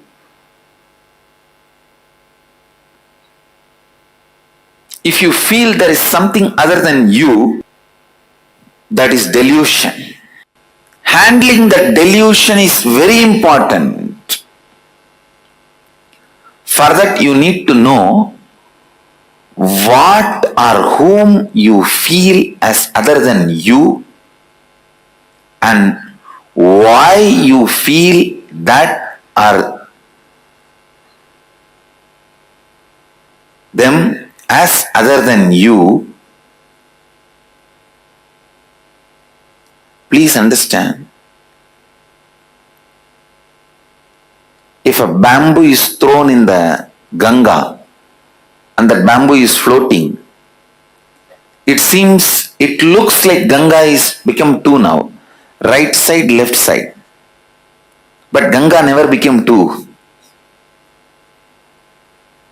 The bamboo makes Ganga look like two.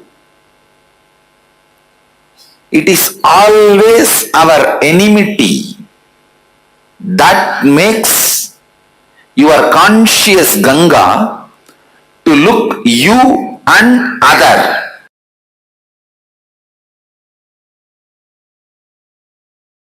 Tena tyaktena bunjidam akrita kasya sviddanam. Celebrating everything by renouncing everything. Isha vasyam mitam sarvam. Yatkincha jagatyan jagat tena tyaktena bunjidam akrita kasya sviddanam kurvannevega jijivishecha daggum sadaha. Whatever is, by renouncing, celebrate it. by renouncing the idea of I and mine, celebrate whatever is.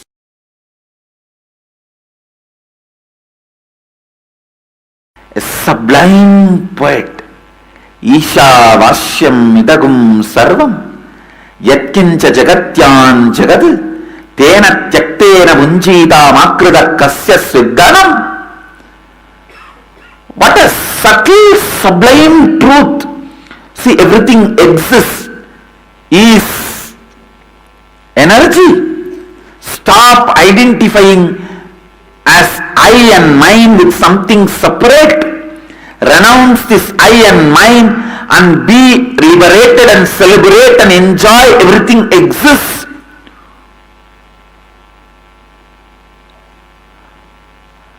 Are just remembering this verse, without food and water and sleep, I can spend days together.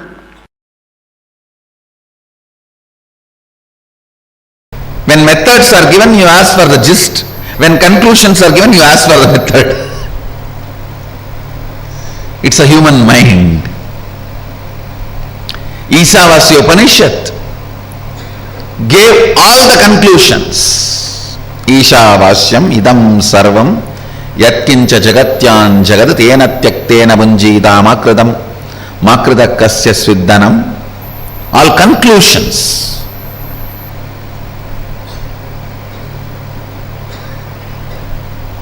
Ishavasya idam sarvam, the conclusion about the universe, the life image you need to have.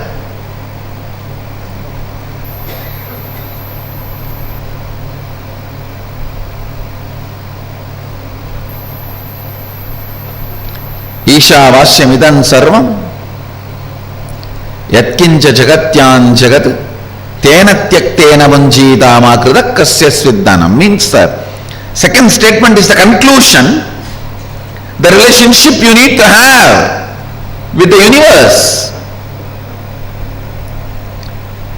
Everything is part of you, be part of it. Not having an individual I and mine, celebrate the whole. The whole Ishavasya Upanishad, if you see, conclusions, that's all. Conclusions. If you just pick up the conclusions declared by Ishavasya Upanishad and start living, cognizing, you are done. Nothing more need to be done. You are a Jivan Mukta.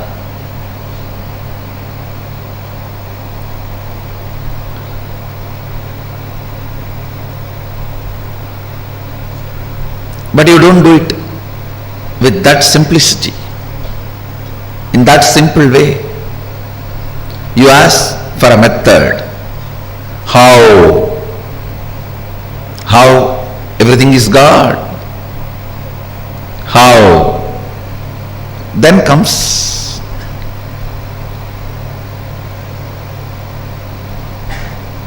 the answer from Upanishad.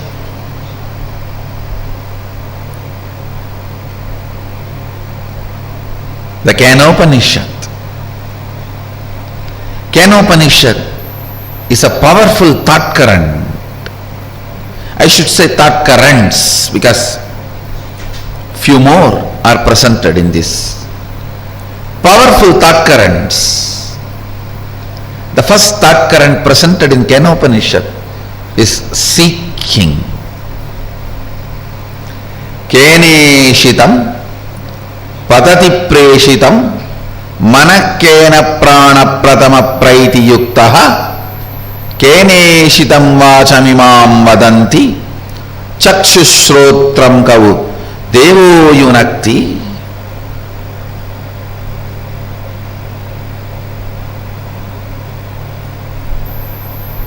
By whom, willed and caused, does the mind go towards its object?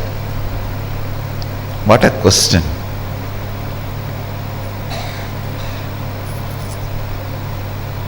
Just by the strength of the question, you know the person who is in front of you is a seeker or poker.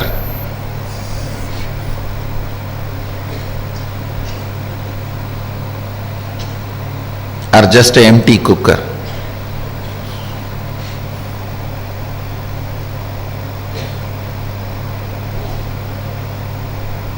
By whom? Keneshitam patati preshitam mana kena prana pratama praiti yuktaha.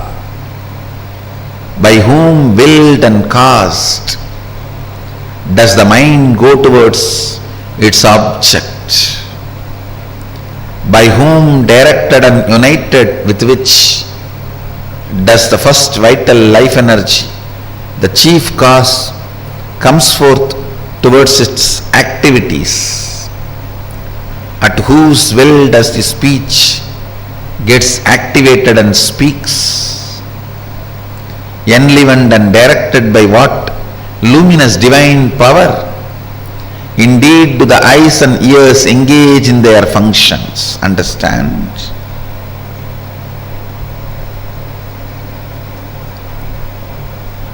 The moment you remember you, what all you perceive as part of you, start questioning them. Start questioning them. Questioning, putting questions about those basic things. Putting questions about those basic things is seeking. Don't assume anything. Understand? The more and more you assume, more and more it shows your ignorance. People who ask answer for their questions are fools. People who understand when I question their answers are the most intelligent beings. Understand, I do two things when people come with question. Sometime I give answers to their questions, sometime I question their answers. When you put a question, you have certain answers in that question. You have certain conclusions. Based on those conclusions, you put the question. I question those conclusions. I question those answers you have.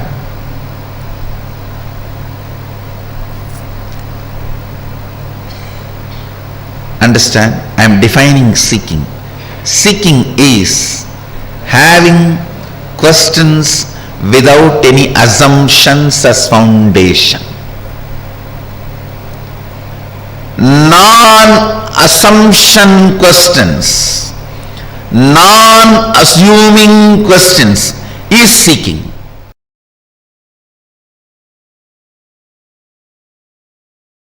All of us are completely connected in the space of oneness. I am not saying all of us are one. All of us are in the space of oneness. All of us are in the space of oneness. If you see goodness from outside, you are in the space of completion inside. If you see bad things outside, you need to complete inside. Let every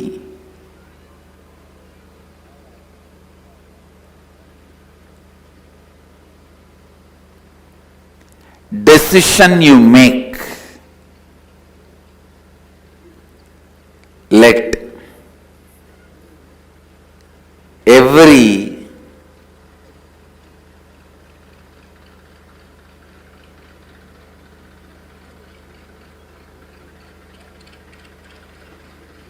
thought you entertain, every word you utter, every action you do,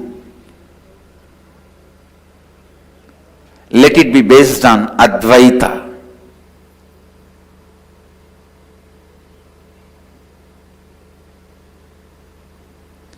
it be completely based on Advaita.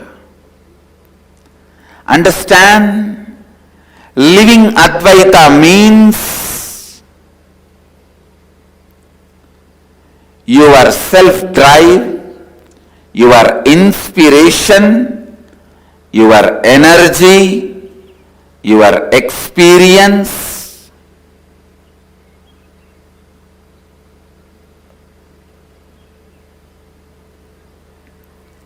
your intelligence, everything operates from Advaita, from the truth and fact, sacred secret of the oneness.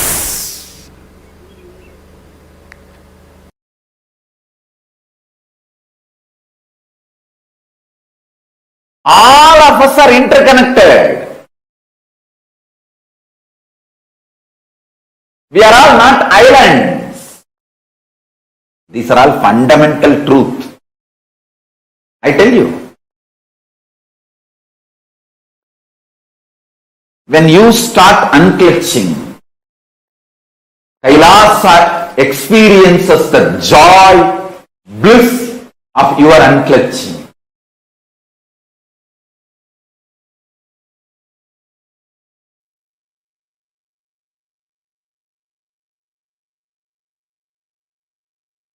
Nithyananda, session beautifully on I and mine. What comes first? Swamiji had explained that to us, very, very elaborately. Swamiji had explained to us, and Swamiji also explained to us about how we operate from, what is the core from which we operate, and a lot of powerful cognition. I know today, learning about the science of power manifestation, learning about the cognitions we operate from. See, ego is self-beating mechanism, the stick with which you constantly beat yourself, put yourself down to your self-doubt, self-hatred, self-denial, and constant STHD bonding gum. Like it's just constantly happening inside of us, this is boiling inside of us. So Swamiji explained these very, very beautifully to us. I request all of you to take a few minutes and type out what you have understood. Come on, take a few minutes and type it down.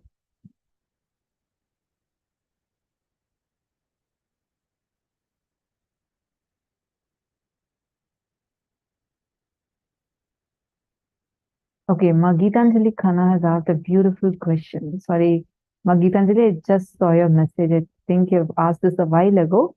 So you've asked, Ma, I have a tendency to lock horns with defaulter at work. It's to be solved diplomatically, but I lock into people's eyes and talk, and this is not secure. How do I maintain integrity without getting scared? Ma, Gitanjali Khanna, if you're listening, could you please give me a thumbs up? If you're able to hear me clearly, please can you give me a thumbs up?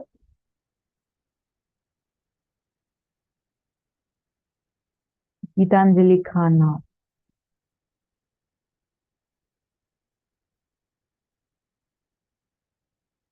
Okay. See, listen carefully. I think your video is frozen. You can message also, Ma Gitanjali Khanna. If you're able to hear me, you can even put a message saying, yes, you're able to hear me, because for me, your video is frozen. See, first and foremost thing, maintaining integrity does not mean you having to deal with someone in a way how you think is righteous. For example, you may think that, look, no, I'm just being straight to them. I'm just wanting to be straight and tell what I feel. I don't want to be very diplomatic. you don't need to be diplomatic, because the moment we use the word diplomacy, we start coming to a thinking that, okay, I need to be something inside and be something else outside. No, there is no necessity for it. You can genuinely be complete inside. See, why do you think you have a tendency to lock horns with someone? That's only because you are getting agitated by someone who's defaulting at work. Like you have a tendency, you feel that, hey, you know what you're doing is not right. So I don't feel what you're doing here is something right, and I'm getting triggered by it, and then I react. So that is where this tendency is going to come from. Am I right? Now, you don't need to actually deal this situation in this manner. You can still maintain integrity and still not be in a situation where you need to lock horns with another person. You don't need to get into a conflict with another person. You don't need to be someone else outside for this. You don't need to be having the grudge inside you and try to be, you know what, I just feel like this, trying to sugarcoat our words. We don't need to be that. You can still be integrated, but like you're asking, how do we do that? Understand. First and foremost thing, inside of you, what is getting triggered? Look into that. Why is something external triggering inside of you? Complete the trigger that is happening first.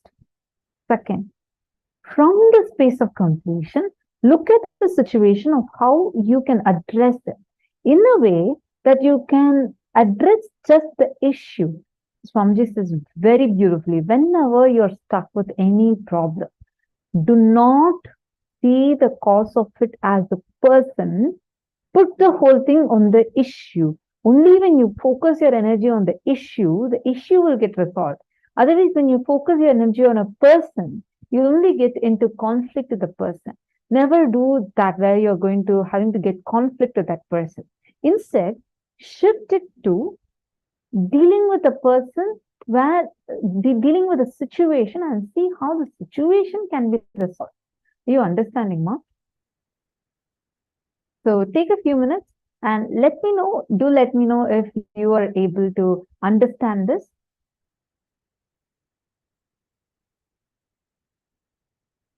Nithyanandam, Maitreyanandaya, and Raj Guna, and Stephanie Daitiers.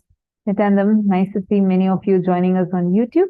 Kindly let me know who all are here right now listening to us live, and if any of you have any questions, feel free to post your questions in the live chat. Nithyanandamma, Jnana Vijnana Priya, Ma Agama Priya, Samuel,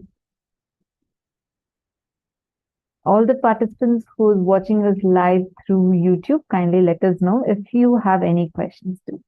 Now, Swamiji explained to us elaborately on this I and mind. How does I and mind work? How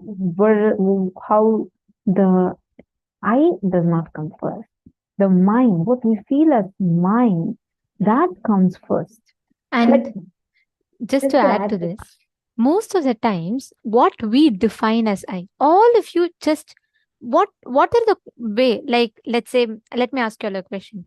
If I have to ask you all to define yourself, like, what are you? How will you all define yourself? Can each of you define yourself?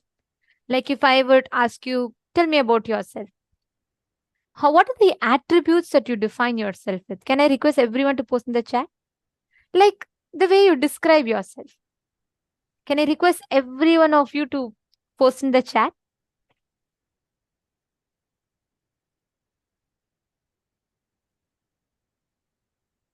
Can I request each of you to describe? Please post in the chat. However you will describe. When I ask you, if someone asks you, okay, tell me about yourself. Not necessarily. Ma Prithvi Prasad, it could be anything. It's not just about physical attributes. Just how you would define yourself. It could be even, sometimes you may even describe yourself based on your physical attributes, or sometimes it will be the qualities. Each of you might have a different, so I cannot give like a template. But if you were to describe yourself to someone, let's say someone has not seen you and you have to describe yourself to them, or someone does not know about you. Okay, my Jenny Tran has posted. Come on, everyone. Everyone is laughing as if you're asked to write an exam. Come on, you're all just going to describe yourself. Don't get scared. Just post however you would describe yourself.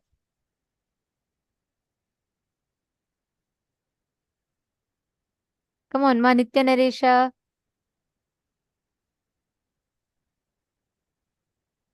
If someone asks you about yourself, fearful, unfriendly, okay, and come on, everyone else. Ma Tatiana, Ma Geetanjali, Ma Jnana Pradayini, Ma Nitya Prema, Ma Susan, Ma Grazina Maria. Every one of you post. How will you describe it? How will you describe yourself?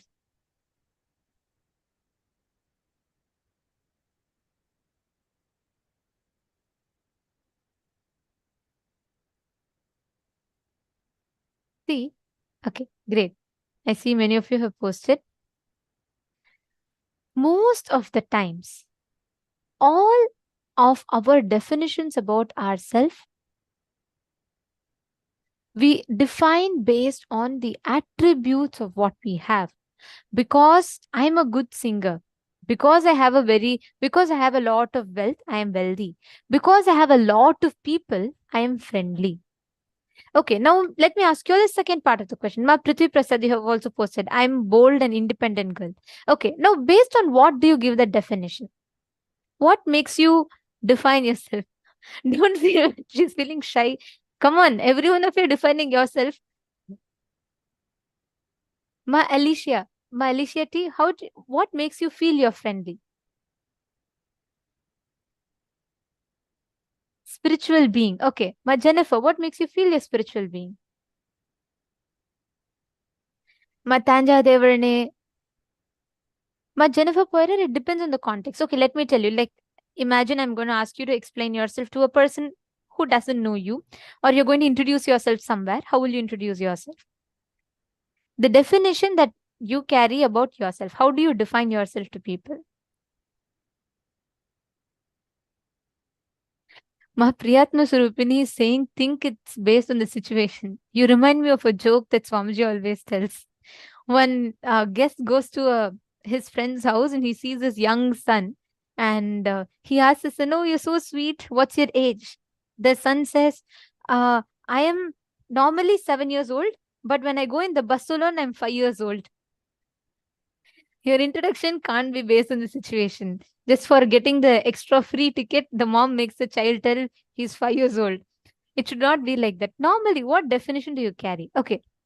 Each of you have posted so many different things. Now, explain what makes you feel that way about you. Why do you think you're a bold person? Why do you think you're a friendly person?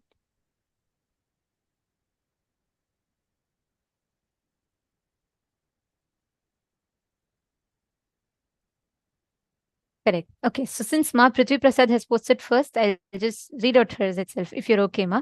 So you have posted that I told I'm bold because I was told I'm very timid and only found that I'm not.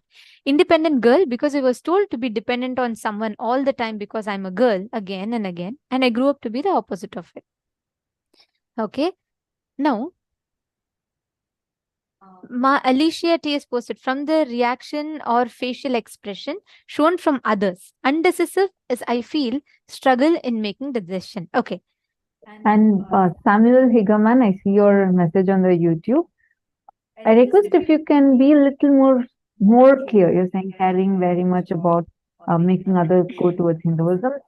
Singer, artistic, caring very much about being Hindu. Good, but go a little more deeper.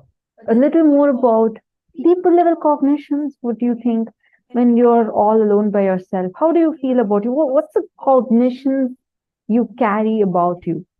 Take a few minutes and try going deeper and write that down. And even in what each of you have posted, even Samuel Hegemanaya and every one of you, see, the moment you're asked to define yourself, our first definitions of ourselves, the attributes that we give to ourselves, always comes from what you cognize as mine. The way you define your I, you are telling you're a bold girl because you feel what People tell based on what you cognize as mine. Something outside gives you that tag of you're bold, you're intelligent.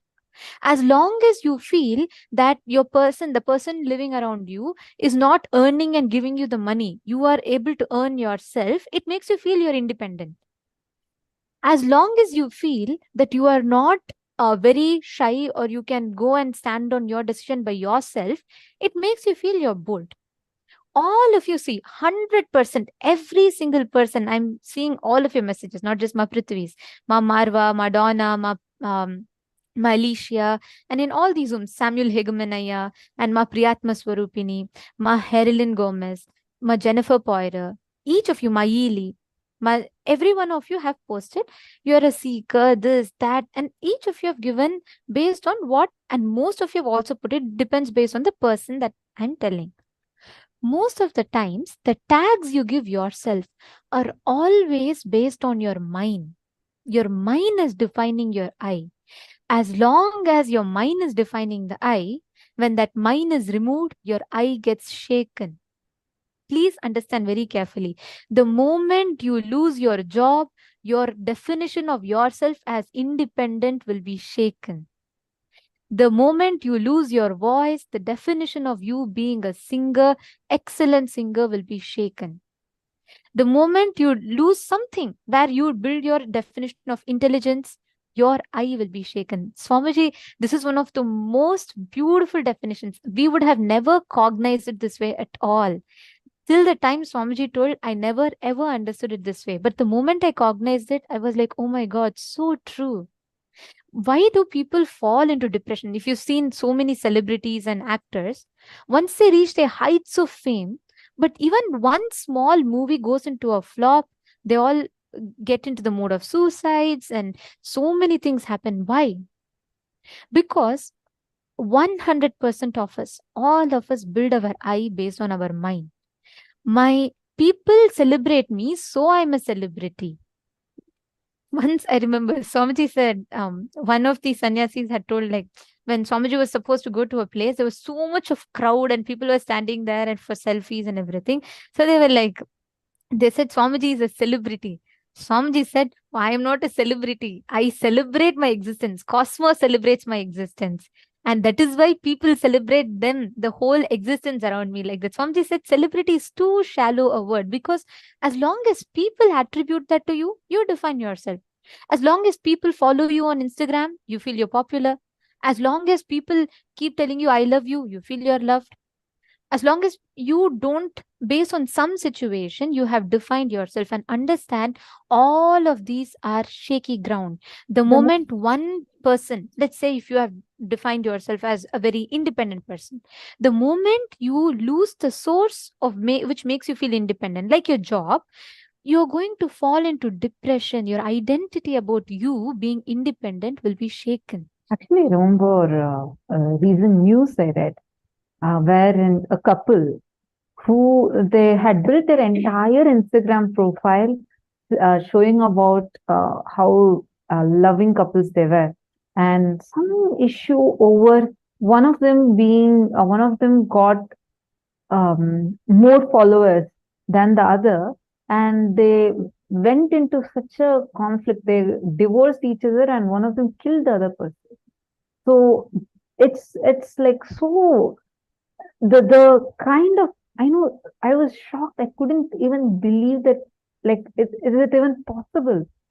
But unfortunately, when we are grounding ourselves on such shaky ground, you see, here's where mind is forming the I. When they feel, as long as their relationship was defined based on their relationship, it was all good. But when that mind changed to how they project themselves, based on the likes they're getting on the social media platform, based on the number of followers they're having on a social media platform, then that became their source of mind, meaning feelings is mind. And from there, when they started building their identity, I, when this mind was shaken, it led to them doing something so cruel, something unthinkable of. Understand, this is extreme. But unfortunately, in our life, in many areas, we take such extreme decisions, fall into extreme, we just crash down on extreme levels when the ground on which we are grounding ourselves is shaky. How many of you have seen kids playing with these cards where they build like a pyramid? You take these playing cards, you stack it up. It's like you get certificates. Oh, I'm a good mother. I'm a good sister. I'm a good daughter. I'm a good friend. I'm a good colleague. I'm a good brother. I'm a good husband. I'm a good wife. You get these certificates from your spouse, from your father, from your mother, from your boss, from your colleague, from your friend. You collect all that and build an identity of yourself and make a beautiful pyramid structure with all those playing cards.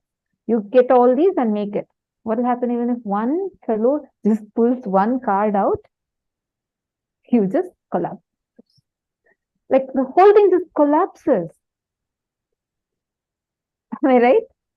I mean, see, that's how Swamiji will say, right? Like, you just, if, like, we are so unstable. Even if one smile doesn't come from your spouse, enough. You go through 100 times divorce messages in your head. You go through again 200 times patch up, and you go through so much of a thing. Just not even a smile. Just one message didn't come from your spouse. As soon as you sent a message, poor guy would have been stuck in traffic or been talking something else there. But see, that's what happens when we are grounding ourselves. I'm just giving that as an example for fun, but we need to map it in our lives in different dimensions and see. Like all of us do that. We need to understand how the ground on which we are grounding ourselves is too important. It's quite shaky. How many of you are actually seeing when you all posted the definition of I? How many of you are seeing it is derived from because of something external? How many of you are understanding that your I is defined by the mind? Can you all post the chat? How many of you are catching it?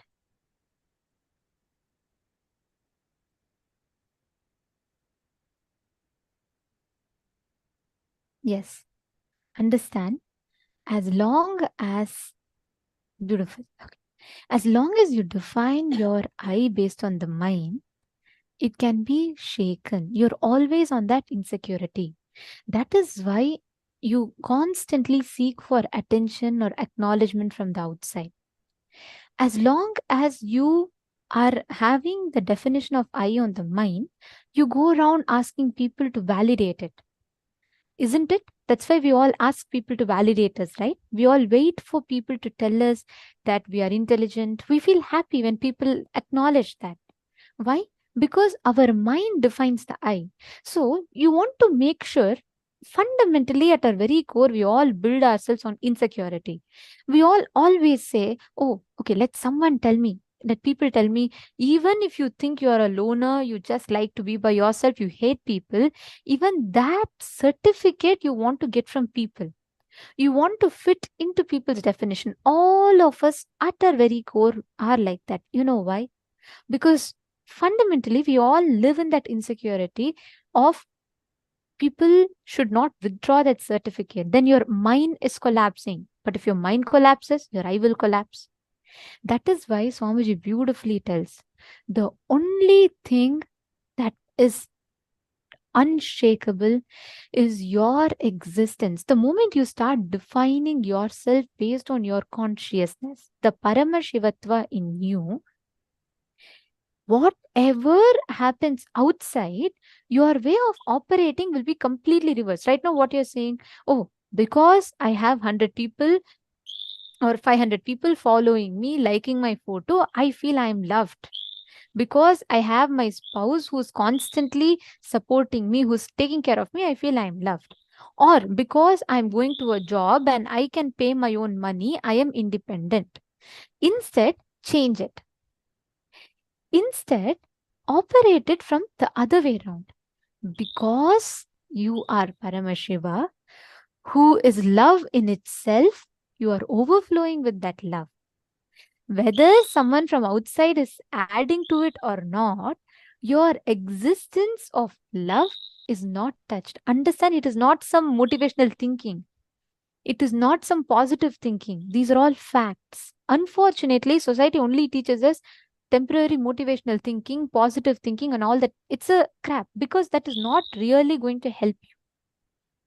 5 minutes it'll give you motivation. After that, what happens? Again, you fall back and say the same thing. Consciously revisit. Each of you see, so many things of yours defines your I. That ego is a self-beating mechanism, the stick with which you constantly beat yourself. You keep putting yourself down. It's not just for giving the good definitions, even the bad definitions. And many times, based on your ups and downs, your I gets shaken also. That is why you go through so much of confusion and chaos inside of you. Every time you decide your I based on the mind, you are putting your leg on the slippery rock. What in Tamil it's called a sarukku pare. Means you will just put it and you will slip. And we are standing on that and expecting stability. How will there be any stability? Just look into your life. Can each of you pen down what are all the I that you're defining based on the mind? It is not just good things, sometimes even bad things, because people don't like you. You feel people don't like you. You feel that I am lonely. Just because people didn't appreciate your creativity, you feel I am unintelligent. Or just because you're getting enough money, you feel you are wealthy. All of these definitions that you've given yourself based on outside situations. Can each of you write down? Revisit, look back, contemplate on all the associated decisions of mind based on the I. Please pen that down.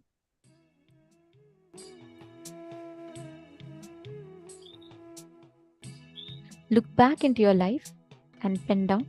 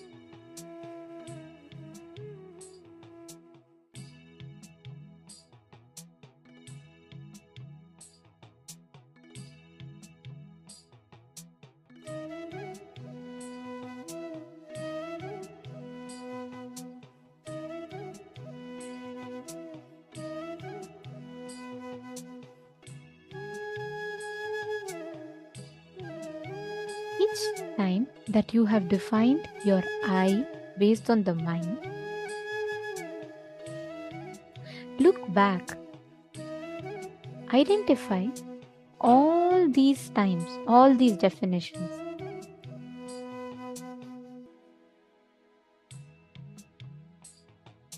Now, all the perceived parts of you, all the declarations and decisions that you have made about you based on your mind, consciously replace it from the other way around.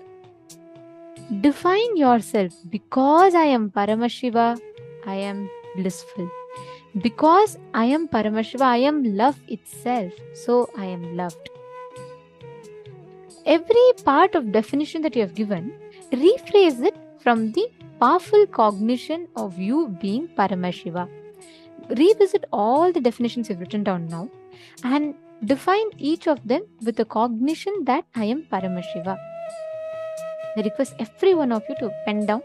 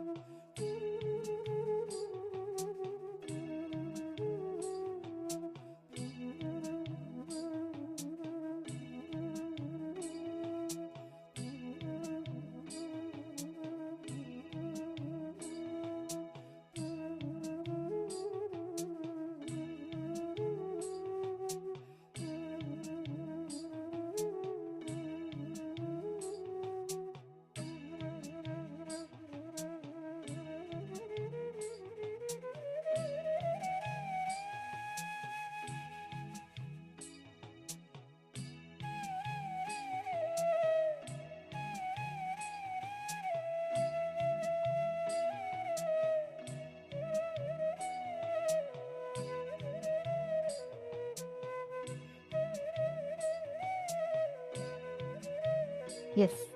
Now, if you all have written down, please relax. How many of you finished writing? Could you all please put done in the chat?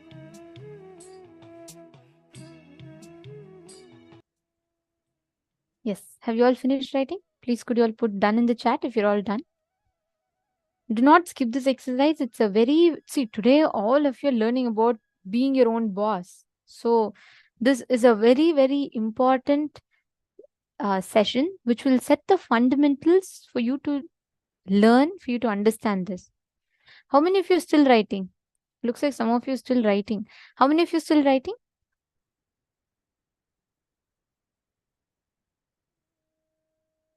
Okay.